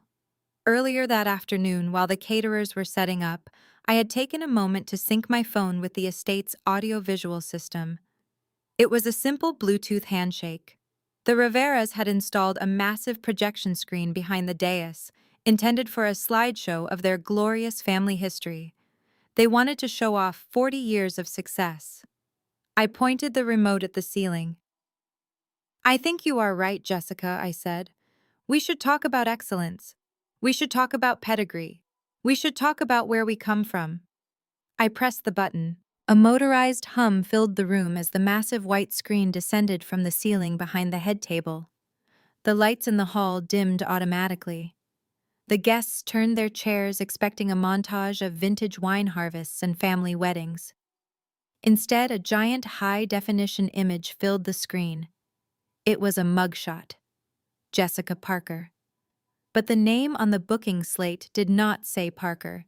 It said Pawkorski. The room gasped. Jessica froze. Her hand went to her throat, clutching her fake diamond necklace. Her eyes bulged. I pressed the button again. The slide changed. This is Gary Pawkorski. I narrated, my voice cool and professional, like I was delivering a quarterly earnings report. He is Jessica's father. The image showed a man in grease-stained coveralls standing in front of a dilapidated garage with a sign that said Gary's Fix It and Quit It. He looked tired. He looked like a man who worked hard for very little money. There was no shame in that. The shame was in his daughter erasing him to play princess. According to Jessica, I continued walking slowly around the table, stalking her like prey. He is a Texas oil tycoon who is wiring $2 million to the Rivera estate as we speak. I clicked the remote. A document appeared on the screen. It was a bankruptcy filing from the state of Ohio. Dated 6 months ago. Gary Pawkorski listed assets of less than $5,000 and debts of over $50,000. However, I said the reality is slightly different. Mr. Pawkorski is a mechanic in Dayton, Ohio. He has filed for bankruptcy 3 times. He does not own an oil rig. He does not own a ranch. He owns a 1998 Ford Taurus with a transmission problem. Jessica let out a strangled sound. "Stop it!" she shrieked, lunging toward me. "Turn it off! You are lying!" "Those are fake." I sidestepped her easily. She stumbled in her high heels, catching herself on the edge of the table. I clicked the remote again. A new document appeared. This one was a warrant. "And this is Jessica Pawkorski," I said. "Currently wanted in the state of Nevada for writing bad checks and credit card fraud. It seems the lifestyle of a rich heiress is expensive, especially when you are funding it with stolen identities." I turned to the guests who were now standing whispering, pointing at the screen. "You see, ladies and gentlemen, Jessica is not the savior of the Rivera family. She is a fugitive. She is drowning in debt just like the people she married. She saw a desperate family, and she thought she found an easy mark. She thought if she married Eduardo, she could get her name on the deed to this vineyard before anyone checked her credit score." I walked up to Jessica. She was trembling, shaking so hard her jewelry rattled. She looked at me with pure, unadulterated hatred, but beneath the hate was terror. My dear sister-in-law, I said, my voice dripping with ice. You called me a charity case. You made fun of my clothes. You tried to teach me how to use a fork. I leaned in close so only she and the family could hear the next part. But in the silence of the room, it carried anyway. You talked about oil, Jessica. But the only oil you have ever owned is the grease in the deep fryer at the Taco Bell where you were working 6 months ago. I have your employment records, too. You were fired for stealing from the register. The insult landed like a physical blow.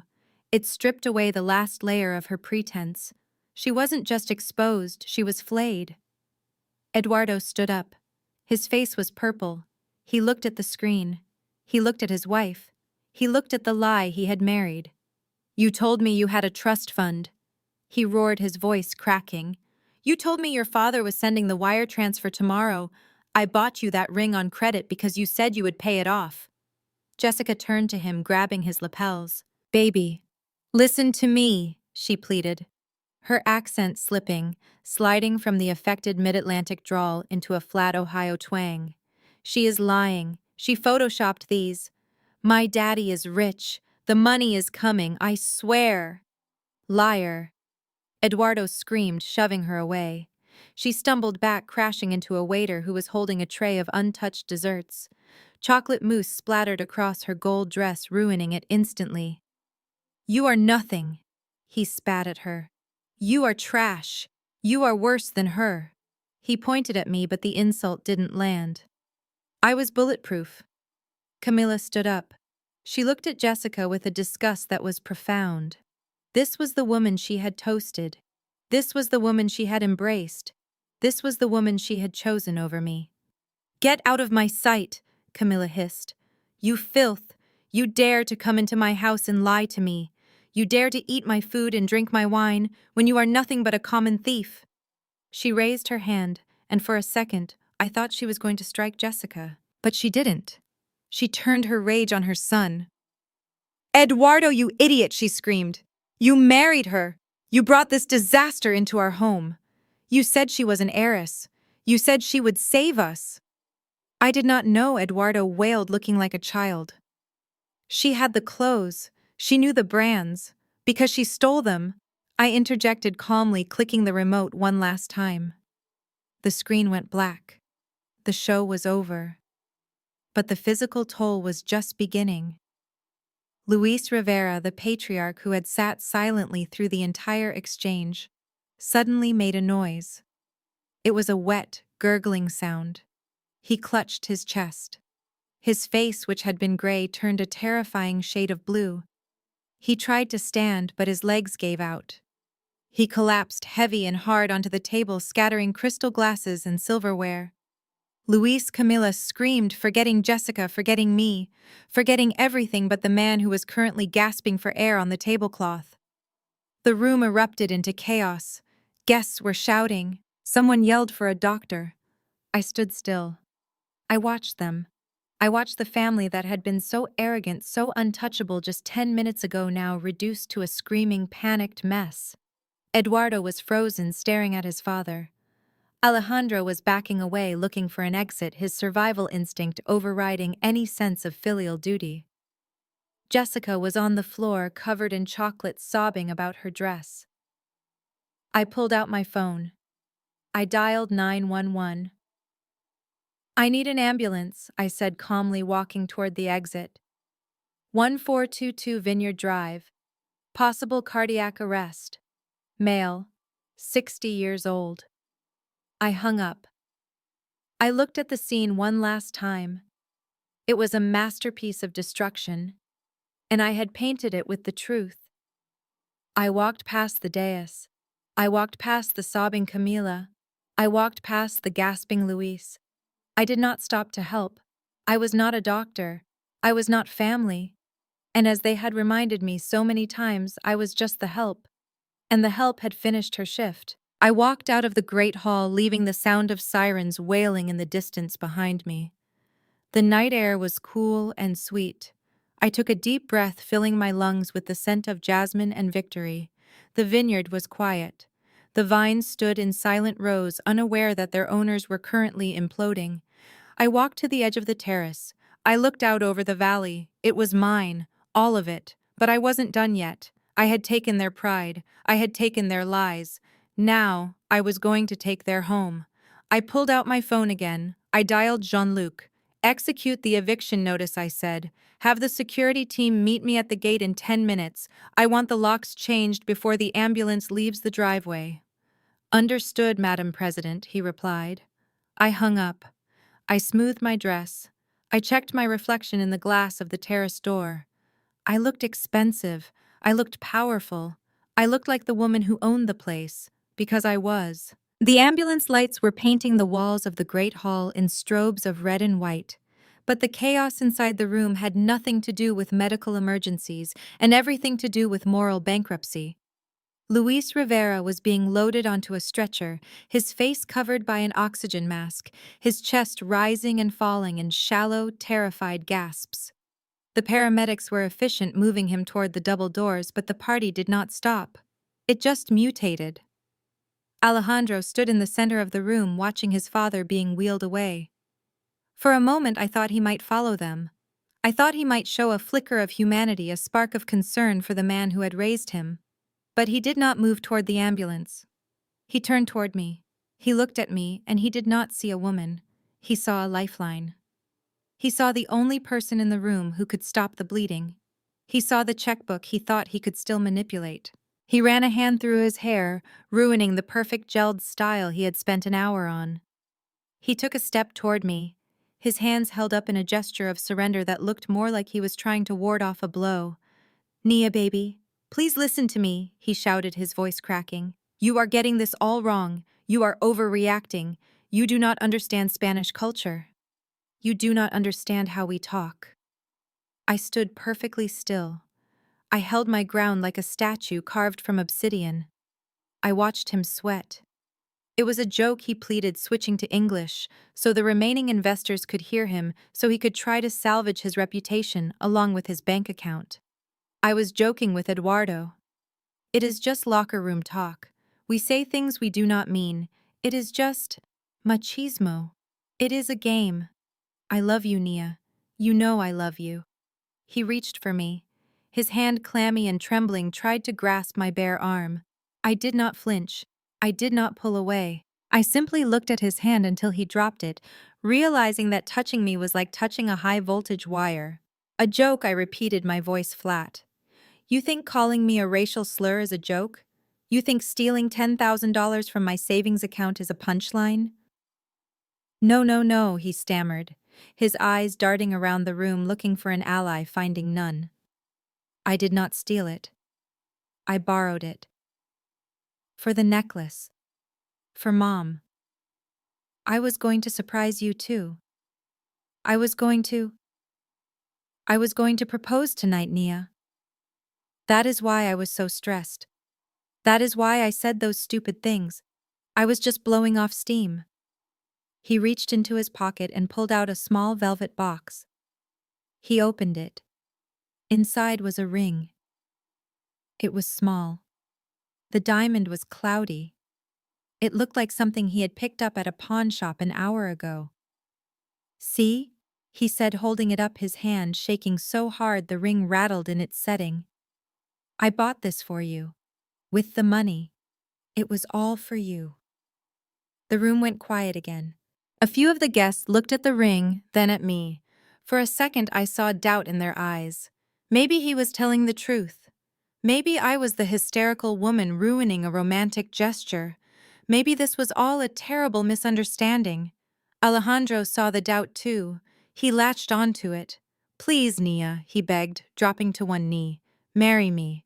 Let me make this right. We can fix this.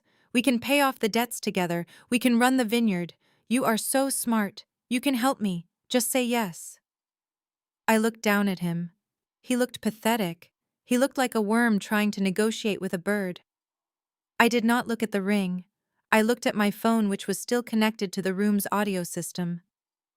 "That is a lovely story, Alejandro," I said, my voice soft, almost gentle. "It is very romantic. There is just one problem." I tapped the screen of my phone. "I have a different story, and mine has a soundtrack. I pressed play. The speakers, which had just amplified the destruction of Jessica, now crackled to life again. The sound was crystal clear. It was the recording I had made on the terrace 3 hours ago. It was the sound of Alejandro's voice, not the pleading, desperate voice in the room, but the arrogant, laughing voice of a man who thought he had won. The audio filled the cavernous hall, bouncing off the crystal chandeliers and the terrified faces of the guests. Yes, I got it. I told you I would get it. The idiot transferred it 2 minutes ago. She bought the whole story about the necklace. Can you believe it? She thinks she is saving the day. Alejandro froze on his knee. His mouth opened, but no sound came out. He looked like a statue of a man realizing he was already dead. The recording continued merciless. She is so stupid. These black girls. They are so desperate for a little attention from a man with a last name. She looked at me with those big cow eyes and just handed over the cash. A collective gasp went through the room. I saw the bank representative from Wells Fargo physically recoil. I saw the distributor from the wine conglomerate cover her mouth with her hand. This was not a misunderstanding. This was hatred. This was racism. This was the ugly, rotting heart of the Rivera boy exposed for the world to see. I know. Listen, book the suite at the Hilton. The presidential. I will slip away after the toasts. My family will be too drunk to notice, and Nia will be in bed by 10. She is exhausted. I had her scrubbing floors all day. On the recording, Alejandro laughed. It was a cruel sound. Yes, 10,000. It is enough for tonight and for that bracelet you wanted. I will bring cash. I love you, Sophia. See you in 3 hours. The recording ended with a sharp click. The silence that followed was heavy. It was final. It was the sound of a coffin lid slamming shut. I looked down at Alejandro. He was still kneeling, but he was no longer proposing. He was cowering. Sophia, I said, my voice ringing like a bell. Is that the name of the jeweler? Or is that the name of the woman you were planning to meet while I slept in your servant quarters? Alejandro stood up, stumbling back. He dropped the ring box. It clattered across the floor, spinning away under a table. No one moved to pick it up. It was old tape, he lied, his voice a hoarse whisper. That was from years ago. That wasn't about you. I checked the timestamp, I said, holding up my phone. Today, 5:30 p.m., while I was in the library, while you were supposedly overcome with love for me. I turned to the guests. Ladies and gentlemen, I said, this is the man who wants to manage your investments. This is the man who wants to distribute your wine. A man who steals from the woman sleeping in his bed to pay for a hotel room with another woman. A man who uses racial slurs to describe the person paying his bills. I looked at the bankers. I mused. If he lies this easily to the woman he claims to love, how much is he lying to you about the yield of the harvest? How much is he lying about the inventory? The bank representative stood up. He smoothed his suit jacket. He looked at Alejandro with a mixture of disgust and professional detachment. We are pulling the line of credit, he announced, his voice cutting through the tension. Effective immediately. We will be auditing the books tomorrow morning. Do not touch a single piece of paper, Mr. Rivera. The distributor stood up next. We are voiding the contract, she said. Morality clause, subsection 4. We do not do business with racists or fraudsters. Goodbye. One by one they stood. The power players of Napa Valley, the people the Riveras had spent 40 years trying to impress, turned their backs. They did not look at Camila. They did not look at Alejandro. They walked toward the door, their heels clicking on the marble, leaving the family alone in the wreckage of their own making. Camila was still sitting at the head table. She was watching her world dissolve. She watched the bankers leave. She watched the investors leave. She watched her son kneeling on the floor, exposed as a liar and a cheat. She looked at me, and in her eyes I saw the last, desperate gambit of a narcissist who has lost control. She stood up. She swayed. She put a hand to her forehead in a gesture that was so theatrical it belonged in a bad soap opera. My heart, she wailed. Oh, my heart, the stress. You are killing me. You are killing us all. She collapsed. It was a slow, controlled fall. She grabbed the tablecloth as she went down, pulling a silver candelabra with her. It crashed to the floor, sending wax and crystal flying. She landed on the rug, arranging her limbs in a pose of tragic suffering. She closed her eyes and let out a soft moan. Mama Alejandro screamed, scrambling toward her. Mama, wake up!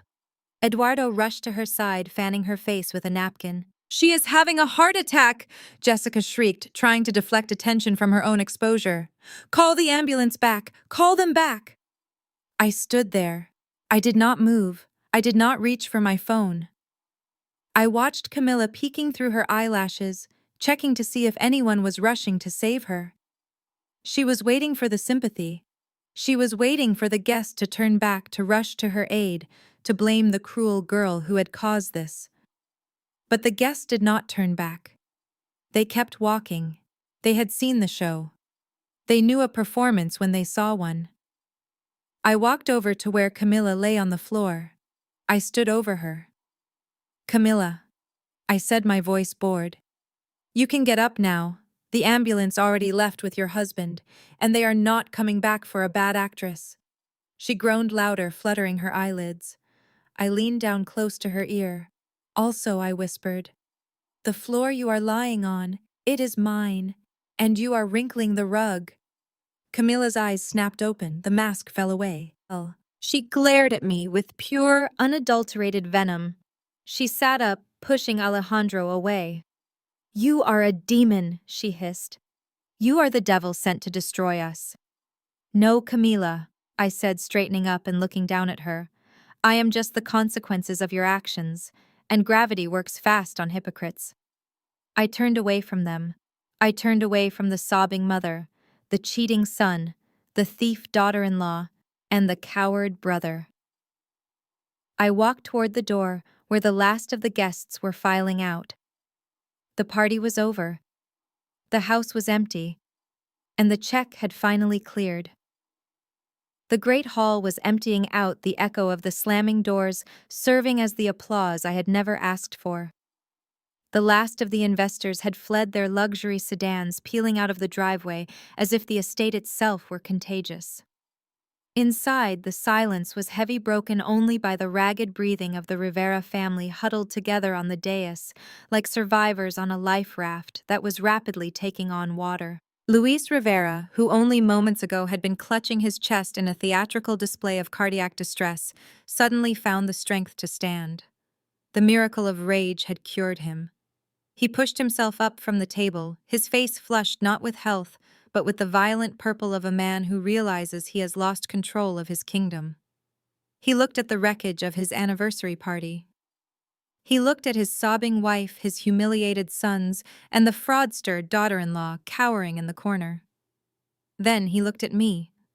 I was sitting calmly at the VIP table, swirling the last sip of vintage champagne in my glass. I looked expensive. I looked unbothered. I looked like I belonged there more than he did. You, Luis, spat, his voice trembling with fury. You poison. You come into my house. You eat my food. And you destroy my family. He pointed a shaking finger at the door. Get out. Get out of my house right now. If you are not gone in 30 seconds, I am calling the police. I will have you arrested for trespassing. I will have you arrested for harassment. I will spend every last cent I have to make sure you rot in a cell. I set my glass down on the table. It made a soft, decisive click against the wood. Every last cent, I asked, raising an eyebrow. Luis, be reasonable. You do not have any cents left. You spent them all on a party for people who just walked out on you. Do not speak to me, he roared, slamming his hand on the table. You are nothing. You are a street rat my son picked up. Get out now. He pulled his phone from his pocket, his fingers fumbling with the screen. I am dialing the sheriff, he threatened. He is a personal friend. He will drag you out by your hair. I watched him dial. I watched him hold the phone to his ear. I watched the realization dawn on his face as the call failed to connect.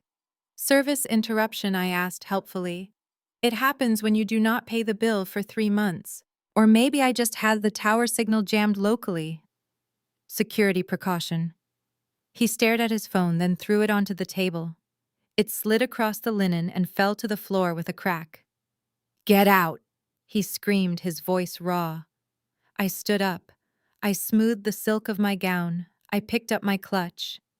You want me to leave? I asked. Yes. And you want the police involved? Yes. I nodded slowly.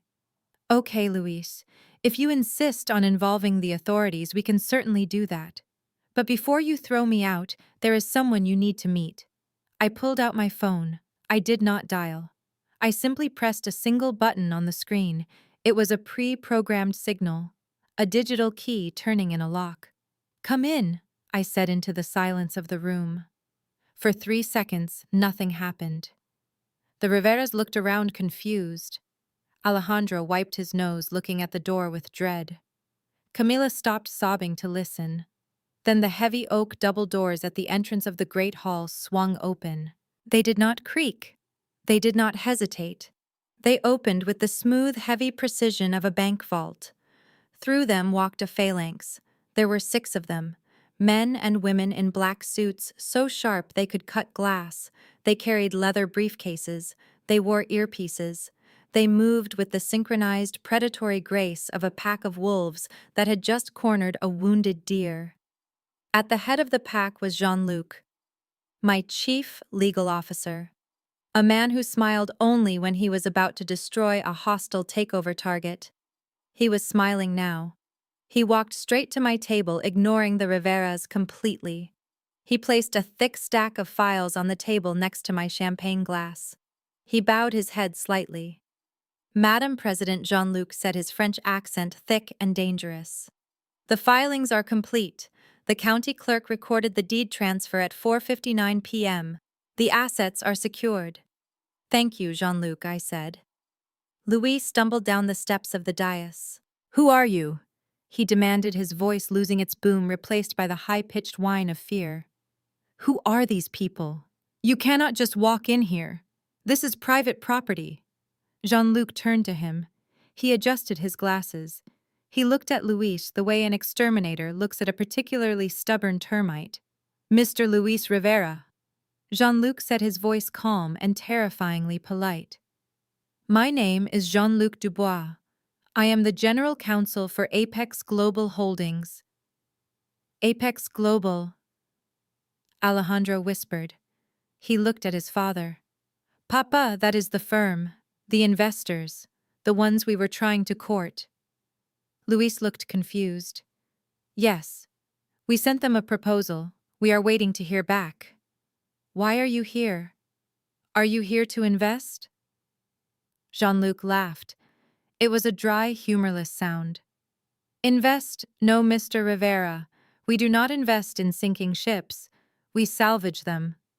He picked up the top file from the stack and opened it. As of this morning, Apex Global has acquired the entirety of your debt portfolio. We purchased the mortgage on this estate from the bank, which had already flagged it for foreclosure due to 12 months of missed payments. We purchased the business loans attached to the vineyard operations. We even purchased the high-interest predatory loan you took out yesterday to pay for the catering of this event. He gestured around the room with disdain. Luis shook his head. That is impossible. The bank would have told me. The bank has been trying to tell you for months, Jean-Luc corrected. You stopped answering their calls. You stopped opening their letters. You defaulted, Mr. Rivera. And when you default, your debt goes to the highest bidder. He handed the file to Luis. Luis took it. His hands were shaking so hard the papers rattled. And the highest bidder, Jean-Luc continued, was Madame Nia. Luis looked up from the papers. He looked at me. His eyes were wide, uncomprehending. You, he whispered. You work in HR. You drive a Honda. I laughed. I walked around the table and stood next to Jean-Luc. I drive a Honda because it is reliable, Luis. And I told you I work in acquisitions. I just didn't tell you I acquire companies. I acquire debt. And occasionally, when the mood strikes me, I acquire the homes of people who treat me like garbage. I am the founder and majority shareholder of Apex Global, I said, my voice ringing with authority. I am the mystery investor you have been desperate to meet. I am the woman you called a charity case, and I am the woman who just bought your life for pennies on the dollar. Camila let out a shriek. No, this is a lie. Alejandro, tell them it is a lie. She is poor. She is nobody. Alejandro was staring at me. He looked like he was trying to solve a math equation in a language he didn't speak. You have billions? He asked, his voice cracking. Assets under management, yes, I clarified. Personal net worth. Enough to buy this estate 10 times over and turn it into a parking lot if I wanted to. Why? He whispered. Why did you pretend? Because I wanted to know who you were, I said. I wanted to know if you loved me, or if you just loved the idea of someone you could control. And you gave me my answer, Alejandro. You gave it to me in Spanish, loud and clear. I turned back to Luis. Jean-Luc, please explain the terms of the acquisition to Mr. Rivera. Certainly, Jean-Luc said. He pulled out another document.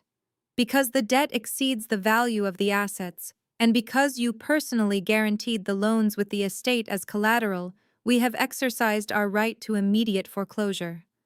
The deed has been transferred. The title is now in the name of Apex Global. He paused for effect. This means, Mr. Rivera, that this house is no longer yours. The vineyard is no longer yours. The furniture is no longer yours. He pointed through the open doors to the driveway where Luis's prized vintage Rolls-Royce was parked. And that car, the one you used as collateral for the bridge loan in January, that is ours too. The tow truck is already at the gate. Luis dropped the file. It hit the floor with a heavy thud. You cannot do this, he gasped. We have rights, squatters' rights. We have lived here for 40 years. You are not squatters, Jean-Luc said coldly. You are trespassers. And as the new owner, Madame Nia has the right to remove you immediately. I stepped forward.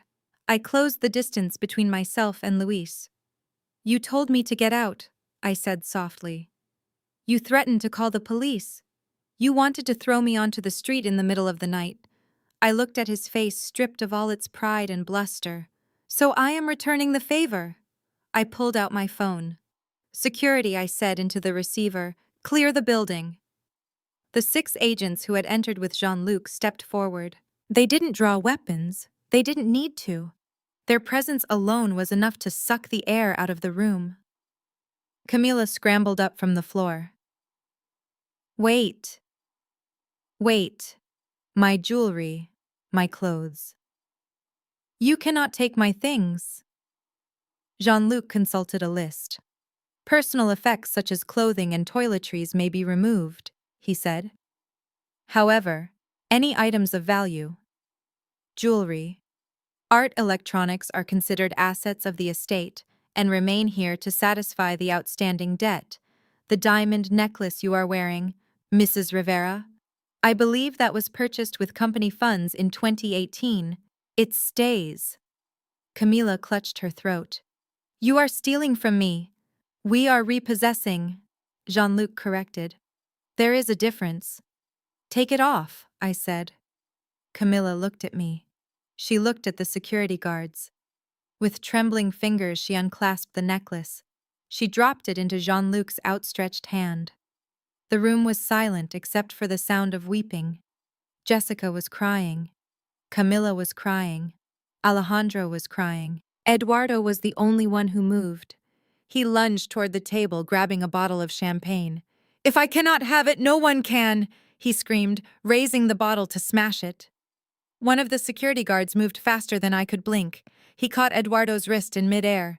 He twisted it. Eduardo dropped the bottle. The guard shoved him backward, and he fell onto the dais, landing at Jessica's feet. That is company property, the guard said, his voice flat. I looked at them. The Rivera dynasty. Broken, bankrupt, homeless. You have 30 minutes, I said. Pack your bags. Take only what you need. If I see anyone trying to smuggle a silver spoon or a watch, I will press charges for theft. And trust me, I have very good lawyers. I turned to Jean-Luc. Supervise them. I want them off the property by midnight. Yes, Madame President. I turned and walked toward the door. I didn't look back. I didn't need to. I could hear the sound of zippers. I could hear the sound of sobbing. I could hear the sound of a legacy ending. I walked out onto the terrace. The air was cool. The stars were bright. Below me the vineyard stretched out dark and silent. It was a mess. It was overgrown. It was diseased. But it was mine. And tomorrow I would start the replanting. I would tear out the rot. I would burn the dead wood. And I would grow something new. Something that didn't taste like bitterness and lies. I took a sip of my champagne. It tasted like justice. The silence that followed my declaration was shattered by the heavy tread of boots on hardwood floors. My private security team moved with the efficiency of a machine that had been calibrated for exactly this moment. They did not shout. They did not shove. They simply occupied the space, their physical presence sucking the oxygen out of the room and leaving the Riveras gasping for air. These were not the sleepy elderly gate guards the family had employed for decades. These were former military contractors on the Apex global payroll, men and women who had secured assets in war zones. Evicting a bankrupt family from a vineyard was light work for them. I stood at the base of the grand staircase, my hand resting casually on the newel post. I watched as Jean-Luc coordinated the operation. He checked his watch, a movement that was sharp and precise. 30 minutes, I announced, my voice cutting through the sound of weeping. You have exactly 30 minutes to vacate the premises. You may take clothing, toiletries, and essential personal documents. That is all. Everything else, furniture, art, electronics, jewelry, vehicles, and the wine in the cellar is now the property of Apex Global to satisfy the outstanding liens against the estate. Camilla looked at me with wild, red-rimmed eyes. She was still sitting on the floor where she had collapsed, her expensive dress ruined. You cannot do this, she wailed. My furs, my silver, the paintings my grandmother left me. Those paintings were appraised and used as collateral for a business loan. In 2019, Jean-Luc corrected her, not even looking up from his clipboard. A loan you defaulted on 6 months ago. They are not your paintings, Mrs. Rivera. They are the bank's paintings. And now they are ours. He snapped his fingers. 2 security guards stepped forward. Escort them to their rooms, Jean-Luc ordered. Supervise the packing. 1 suitcase per person. If you suspect them of concealing assets, search the bags. The humiliation was absolute. The Riveras were marched up their own staircase like prisoners. I watched them go. Alejandro looked back at me, once his eyes pleading, but I just checked the time on my phone. The clock was ticking. I did not follow them up. I did not need to see them frantically stuffing designer clothes into bags. I stayed in the foyer waiting. The front door stood open, letting in the cool night air. Outside, the wind was picking up, rattling the leaves of the oak trees that lined the driveway. A storm was coming. It felt appropriate. 20 minutes later, they began to trickle back down. Eduardo was first, dragging a Louis Vuitton duffel bag that looked ready to burst. A security guard walked behind him carrying a small box. He tried to take the PlayStation and a box of Cuban cigars, the guard reported, handing the box to Jean-Luc. Jean-Luc opened it, inspected the contents, and set it on a side table marked Asset Recovery. No electronics, Jean-Luc said calmly. And the cigars are inventory. Put them back. Eduardo threw his bag down. This is theft, he screamed. I bought that console with my own money. Money you borrowed from the company accounts I noted from my spot by the stairs, which means you bought it with my money. Goodbye, Eduardo. Wait outside. He glared at me, impotent rage trembling in his hands, before storming out the front door. Alejandro came next. He was carrying 2 suitcases. He looked defeated. He had stripped off his tuxedo jacket and loosened his tie. He looked like a man who had just finished a 12-hour shift at a job he hated. He stopped in front of me. Nia, he started, his voice cracking. Where am I supposed to go? I have no cash. My cards are frozen. You took everything. I did not take anything, Alejandros, I said. I just stopped giving. There is a difference. As for where you go, I believe the Hilton has a lovely lobby. You can sit there and wait for Sophia. Maybe she will pay for your room. He flinched. He opened his mouth to argue, to beg to try one last desperate manipulation, but the security guard behind him stepped forward. Outside, sir, the guard said. Alejandro lowered his head and walked out into the night. Then came the lights. Blue and red strobe lights flashed through the open front door, bouncing off the crystal chandelier and painting the foyer in the colors of emergency. A siren wailed short and sharp, cutting off as a vehicle pulled up right to the front steps. Camilla and Jessica were just coming down the stairs. Camilla was leaning on Jessica, sobbing dramatically into a handkerchief. Jessica was struggling with 3 oversized bags, her face a mask of panic. The police! Camilla gasped, clutching the banister. Thank God Luis called them. They are here to stop this. They are here to arrest this woman. She pointed a shaking finger at me, a spark of hope igniting in her eyes. She thought the cavalry had arrived. She thought her status, her name, and her husband's connections still meant something in this valley. I watched the police officers step out of the cruiser. There were 2 of them. They were not the local sheriff deputies that Luis played golf with. They wore the uniforms of the state police, and they were not looking at me. They walked briskly up the steps, their hands resting near their belts. They stepped into the foyer, ignoring Camilla completely. They looked at the group gathered at the bottom of the stairs. Is there a Jessica Parker here? The lead officer asked, his voice booming in the high-ceilinged space. Jessica froze. The bags slipped from her hands and hit the floor with a heavy thud. She tried to shrink behind Camilla, tried to make herself small, but there was nowhere to hide. I am Jessica Rivera, she squeaked. Ma'am, we have a warrant for your arrest issued by the state of Nevada, the officer said, stepping forward. Counts of identity theft, credit card fraud, and grand larceny. We also have a federal detainer regarding wire fraud charges pending in Ohio. He pulled a pair of handcuffs from his belt. Jessica Pokorsky, you are under arrest, Camilla screamed. She scrambled away from Jessica as if her daughter-in-law had suddenly caught fire. What? Camilla shrieked. Fraud arrest. Jessica began to back away, her hands raised. No, there is a mistake. My daddy is fixing this. The money is coming. Nia did this. She hacked my records. The officer did not care about her excuses. He grabbed her wrist, spun her around, and clicked the cuffs into place. The sound was mechanical and final. You have the right to remain silent, he recited, marching her toward the door. Jessica struggled, her heels skidding on the marble. Eduardo, she screamed toward the open door. Eduardo, help me. Call Daddy. Call someone. Eduardo was standing on the porch. He watched his wife being dragged out in handcuffs. He did not move. He did not speak. He just watched, a look of dull shock on his face as she was shoved into the back of the police cruiser. Camilla stood alone on the stairs. She looked at the open door where her daughter-in-law had just vanished. She looked at the pile of luggage that Jean-Luc was currently searching for contraband silver. She looked at me. The reality of her situation finally crashed down on her. There was no savior coming. There was no oil money. There was no prestige left to protect. There was only the cold, hard fact that she was homeless, her husband was in the hospital, and her son was a fraud. And the only person with any power in the room was the woman she had treated like a servant for 48 hours. She walked down the last few steps.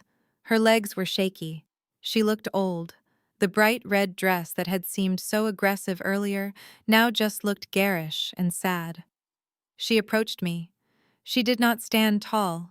She did not sneer. Slowly, painfully, Camila Rivera sank to her knees.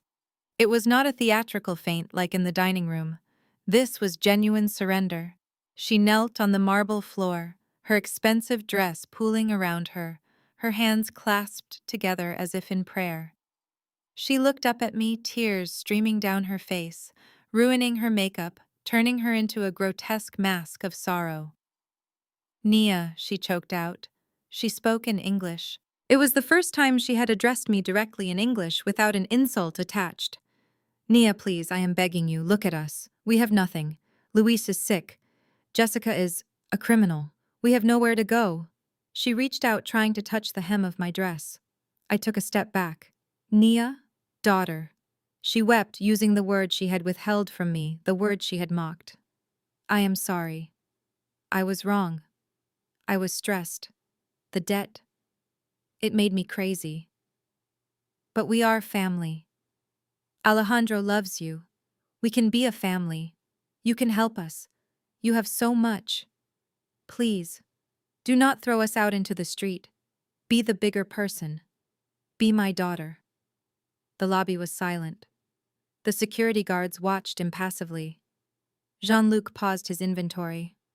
Everyone waited for my answer. I looked down at her. I saw the fear. I saw the desperation. But I also saw the woman who had forced me to scrub her floors.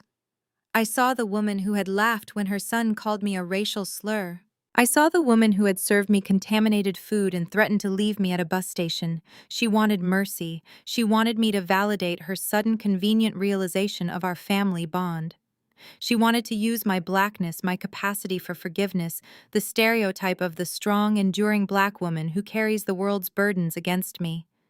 She wanted me to save her because she thought that is what I was built for. I took a deep breath. I looked her in the eye, and I answered her. But I did not speak English. I did not give her the comfort of her own language. I spoke Spanish, the language she had used to hurt me, the language she had used to exclude me. Señora Camila. I said, my voice soft but echoing with the weight of a judge's gavel. You said earlier that I had the mind of a child. You said I did not belong at the main table. You said I was a charity case. I leaned down, bringing my face level with hers so she could see the absolute lack of pity in my eyes. You are right about one thing, Camila, I continued in flawless, biting Spanish. I do not belong at your table, because your table is rotten, and you are right about the family. We are not family. Family does not feed you cockroaches. Family does not steal from you. She sobbed louder, trying to interrupt, but I talked over her. You say you are sorry. You say we are family now because you need my money. But yesterday I was just a morena to you. Yesterday I was dirt.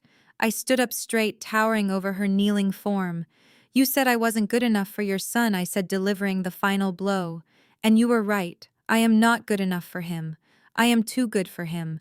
I am too good for all of you.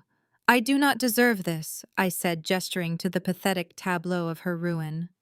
I do not deserve to carry your baggage, and I certainly do not deserve to tolerate trash in my house. I turned to the head of my security detail. Remove her, I said in English. Camilla screamed as the guards lifted her by her arms. No, Nia, please! They dragged her toward the door. Her heels scraped against the floor, leaving black scuff marks on the white marble. You are the trash I called after her in Spanish, and today is garbage day. They threw her out. They literally threw her out. I watched as they deposited her on the front steps next to her luggage. The heavy oak doors slammed shut, cutting off her wails. The silence rushed back into the foyer. It was clean. It was pure.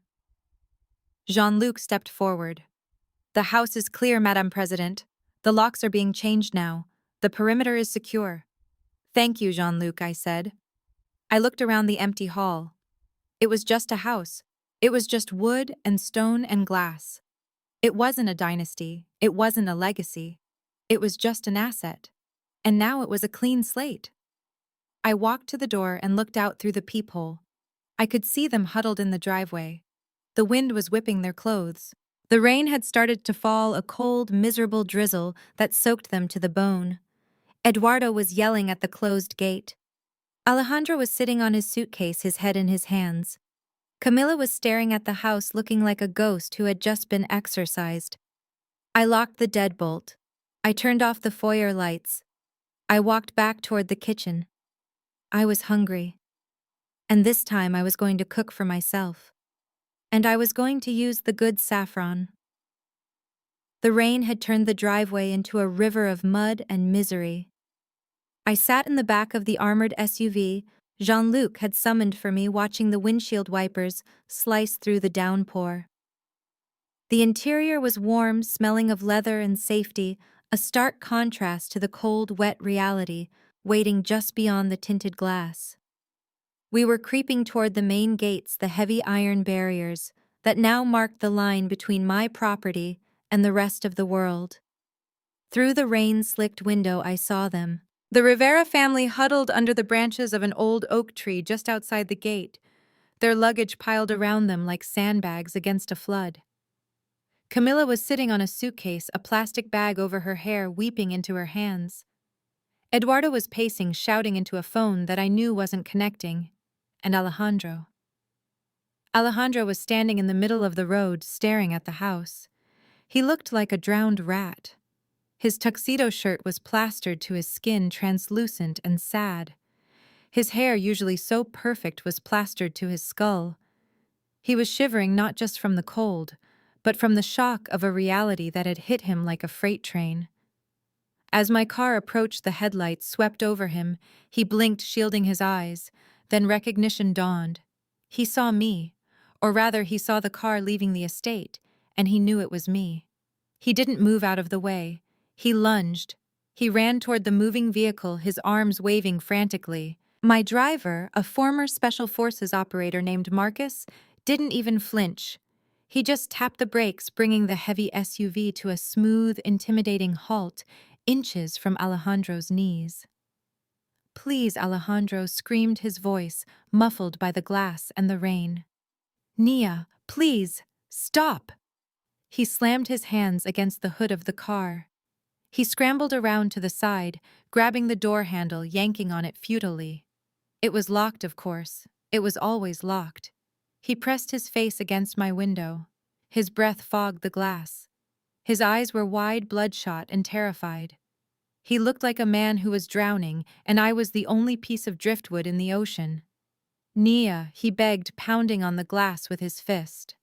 "Open the window. Just talk to me. Please, I love you. I swear I love you." I looked at him. I looked at the man who had mocked me, the man who had used me, the man who had planned to cheat on me tonight. I pressed the button on the armrest. The window slid down with a quiet electric hum. The sound of the rain rushed in, loud and violent. A spray of cold water hit my face, but I didn't blink. Alejandro thrust his hands through the opening, trying to grab me, trying to touch me. "Nia." Thank God, he gasped, water dripping from his nose. "Baby, listen. This is a mistake. A horrible mistake. I don't know what came over me in there. I was scared. The debt, the pressure, it made me crazy. But I love you. You have to believe me." He was crying now, real tears mixing with the rain. "I didn't mean those things I said to my mother," he sobbed. I was just trying to impress her. You know how she is. She is impossible." I had to say what she wanted to hear, but in my heart, Nia, it has always been you. Since the moment you walked into the coffee shop. Since the moment I saw you. He was rewriting history again. We didn't meet in a coffee shop. We met at a networking event where he had spilled a drink on me, and I had apologized. He didn't even know how we met. "You are the love of my life," he shouted over the thunder. "We can fix this. You have the money now. You have the power. Imagine what we could do together. We could run this place. King and queen. I will be better. I will be the man you deserve. Just open the door. Let me in." "It is cold, Nia. I am scared." I watched him.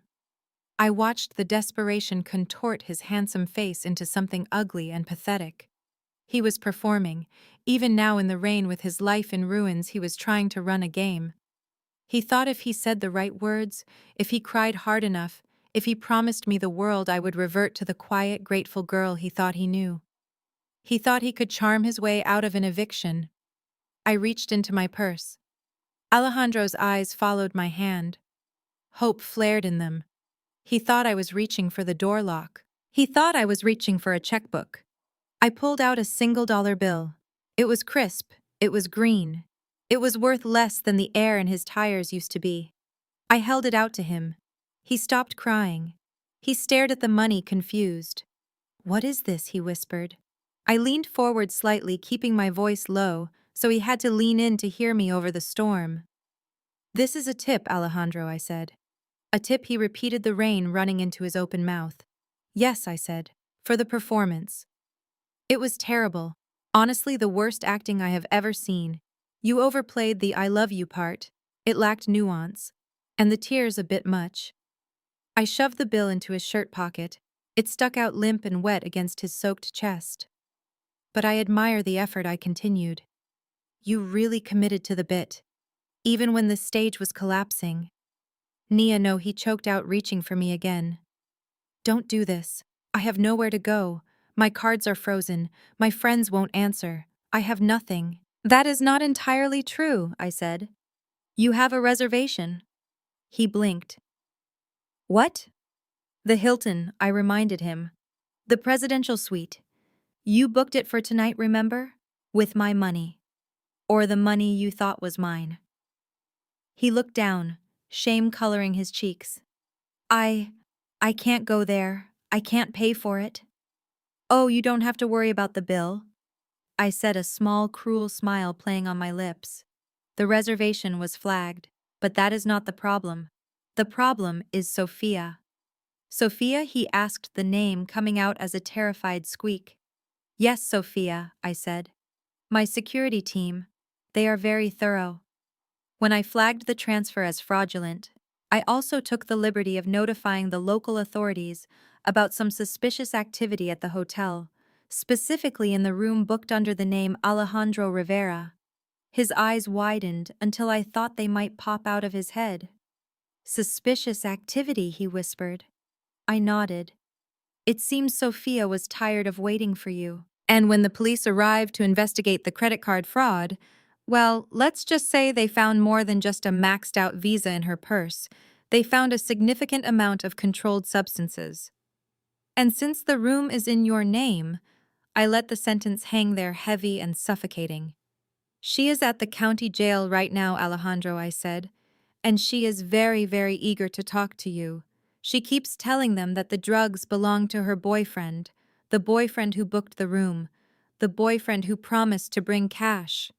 Alejandro grabbed the window frame. His knuckles were white. You set me up," he gasped. "I didn't set you up," I said coldly. "I just turned on the lights. You are the one who filled the room with roaches." I looked at my driver. Marcus caught my eye in the rearview mirror. He nodded. "Nia, wait!" Alejandro screamed, realizing the window was starting to go up. "Wait! You can't leave me here. The police will come for me." I looked at him one last time through the narrowing gap. "Then you better start running, Alejandro," I said. "I hear the cardio is good for stress." The window sealed shut with a soft thud, cutting off his voice. "Drive," I said to Marcus. The SUV accelerated. I didn't look back, but I could hear him. Even through the soundproof glass, even through the roar of the engine and the pounding rain, I could hear him. He was screaming my name. He was screaming for his mother. He was screaming at the sky. We rolled past the gate. The security guards saluted as we passed. We turned onto the main road, leaving the Rivera estate behind in the darkness. I settled back into the leather seat. I took a deep breath. The air in the car was filtered and clean. It didn't smell of desperation anymore. I picked up my phone. I had one more call to make, one more loose end to tie up. I dialed the number for the county sheriff's non-emergency line. "Yes," I said when the dispatcher answered. "I would like to report a trespasser at 1422 Vineyard Drive." "Yes, a man. He seems agitated, possibly dangerous. He is screaming at the gate." "Thank you." I hung up. I closed my eyes. I pictured Alejandro running in the rain, his tuxedo ruined, his pockets empty except for a single dollar bill, sirens wailing in the distance, coming not to save him, but to collect him. It was harsh. It was brutal. It was exactly what he would have done to me if our positions were reversed. He had wanted to leave me with nothing. He had wanted to break me. Instead, he had forged me. The car sped up, carrying me away from the wreckage of my past and toward the empire I was building. The rain battered the roof, washing the world clean, preparing the soil for whatever I decided to plant next. And for the first time in 6 months, I didn't feel like a victim. I felt like the storm. The morning sun hit the limestone facade of the estate differently now. It did not glare, it did not oppress. It illuminated. 1 month ago, this building had been a mausoleum of debt and deception, a fortress built to keep people like me out.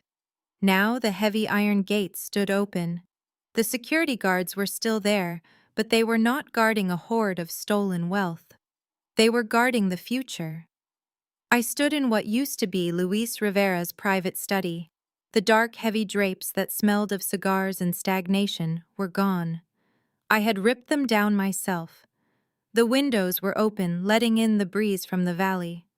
The massive mahogany desk where Luis had signed fraudulent loan documents had been replaced by a sleek glass table covered in blueprints and grant applications.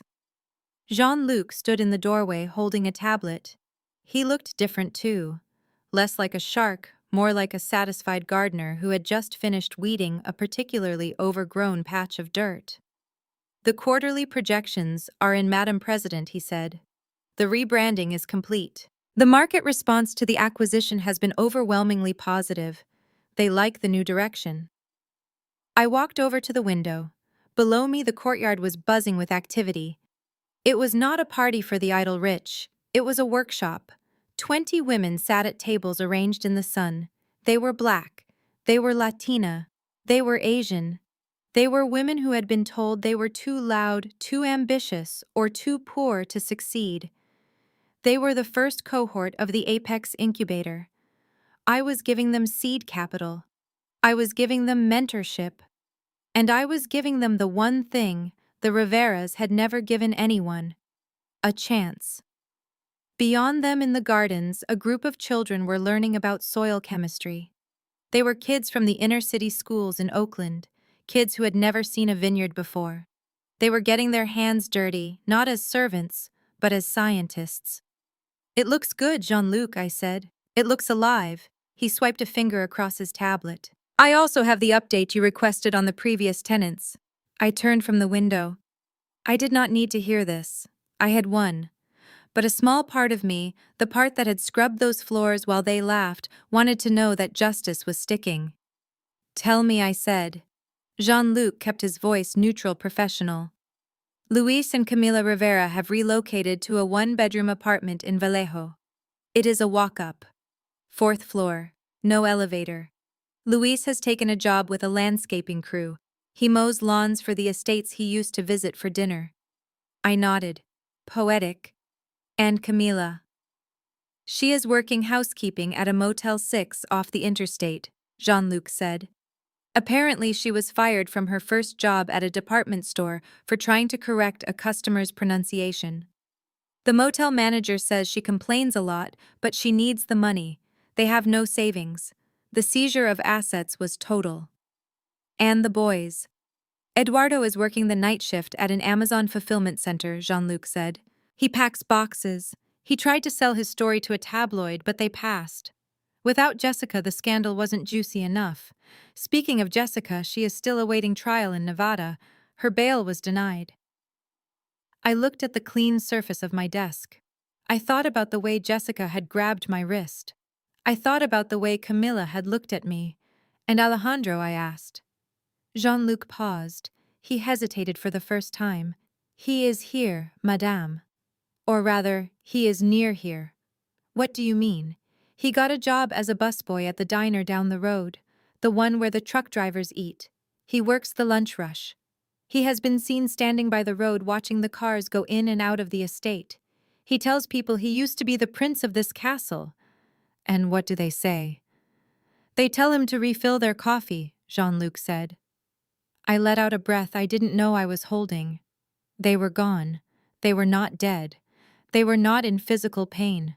But they were living the reality they had tried to force on me. They were invisible. They were serving others. They were struggling. "Send a bonus to the landscaping crew Luis works for," I said. "An anonymous tip." $500. Jean-Luc raised an eyebrow. Merci, madame. No, I said. Reality. I want him to know what it feels like to need a handout. I want him to stare at that money and know he didn't earn it. It will hurt his pride more than starvation ever could. Jean-Luc smiled, a terrifying expression. Very well. He left the room, closing the door softly. I walked out onto the balcony. This was the same balcony where Alejandro had planned to smoke cigars with his father and laugh about how they had swindled me. Now it was the headquarters of a revolution. I looked down at the vineyard. The dead vines had been torn out. The soil had been tilled. We were planting a new varietal, something resilient, something that could survive the drought and the heat. On the table next to me sat a bottle of wine. It was the first bottle from the new label. The label was simple black and gold. No family crest, no pretentious coat of arms. It just had one word: verdad, truth. I poured a glass. The liquid was dark, rich, ruby red. I swirled it. It smelled of earth and blackberries and hard work. I pulled out my phone. I dialed a number I knew by heart. It rang twice. Hola, mi nieta, a voice cracked on the other end. It was frail but sharp as a tack. My grandmother. The woman who had taught me Spanish before I could walk. The woman who had been a diplomat in 3 countries and raised me when my parents died. Hola, abuela, I said, speaking the language of my heart. The language the Riveras thought was theirs alone. How is the new house, she asked. It is big, abuela, I said. It is very big. But I am filling it. I have 20 women here today. They are brilliant. They are going to change the world. And the ghosts, she asked. The people who lived there before. Are they gone? They are gone, I said, taking a sip of the wine. It tasted perfect. They are just shadows now. Good, she said. Never let ghosts rent space in your head, Nia. You charge too much for rent. I laughed. It felt good. It felt real. I have a question, abuela, I said. Ask. You always told me that silence is a weapon. You told me to listen more than I speak. Yes.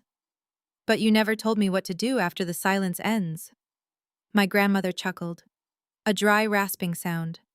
Oh, Nia, she said. After the silence ends, you do not have to do anything. The silence does the work for you. It amplifies the truth. When you finally speak, it sounds like thunder, because the world has been waiting for the storm. I looked out over the valley. The sun was setting, painting the sky in shades of purple and fire. I saw the cars of my new colleagues leaving the gate. I saw the lights of the incubator turning on downstairs. I saw a future that belonged to me, not because I had inherited it, but because I had seized it. You were right, abuela, I said. It sounded like thunder. I hung up the phone. I finished the wine. I stood at the railing, looking down at the road. Far in the distance, I could see the diner Jean-Luc had mentioned. I could imagine Alejandro there wiping tables, his hands smelling of grease, his dreams shrinking down to the size of a tip jar. He had wanted a maid. He had wanted a fool. He had wanted a silent partner. He had gotten exactly what he asked for. He just didn't realize that the silence wasn't submission, it was a countdown. I turned my back on the road. I turned my back on the Riveras. I walked back into my office where the blueprints were waiting. My name is Nia. I am the president of Apex Global. I speak 4 languages, and I am done listening. Now it is time to build. Nia's journey teaches us that silence is never submission. It is a strategic weapon. While the Riveras focused on performative wealth and cruelty, Nia possessed the ultimate power, ownership, and unshakable self-worth. She proved that dignity isn't about demanding respect from those incapable of giving it, but about knowing your value even when others try to diminish it. When people reveal their true colors because they believe you are powerless, let them. True strength lies in the patience to wait for the right moment to speak, ensuring that when you finally do, your actions thunder far louder than their empty words. If you believe in the power of silent strength and justice served, cold, hit like, and subscribe for more stories of triumph.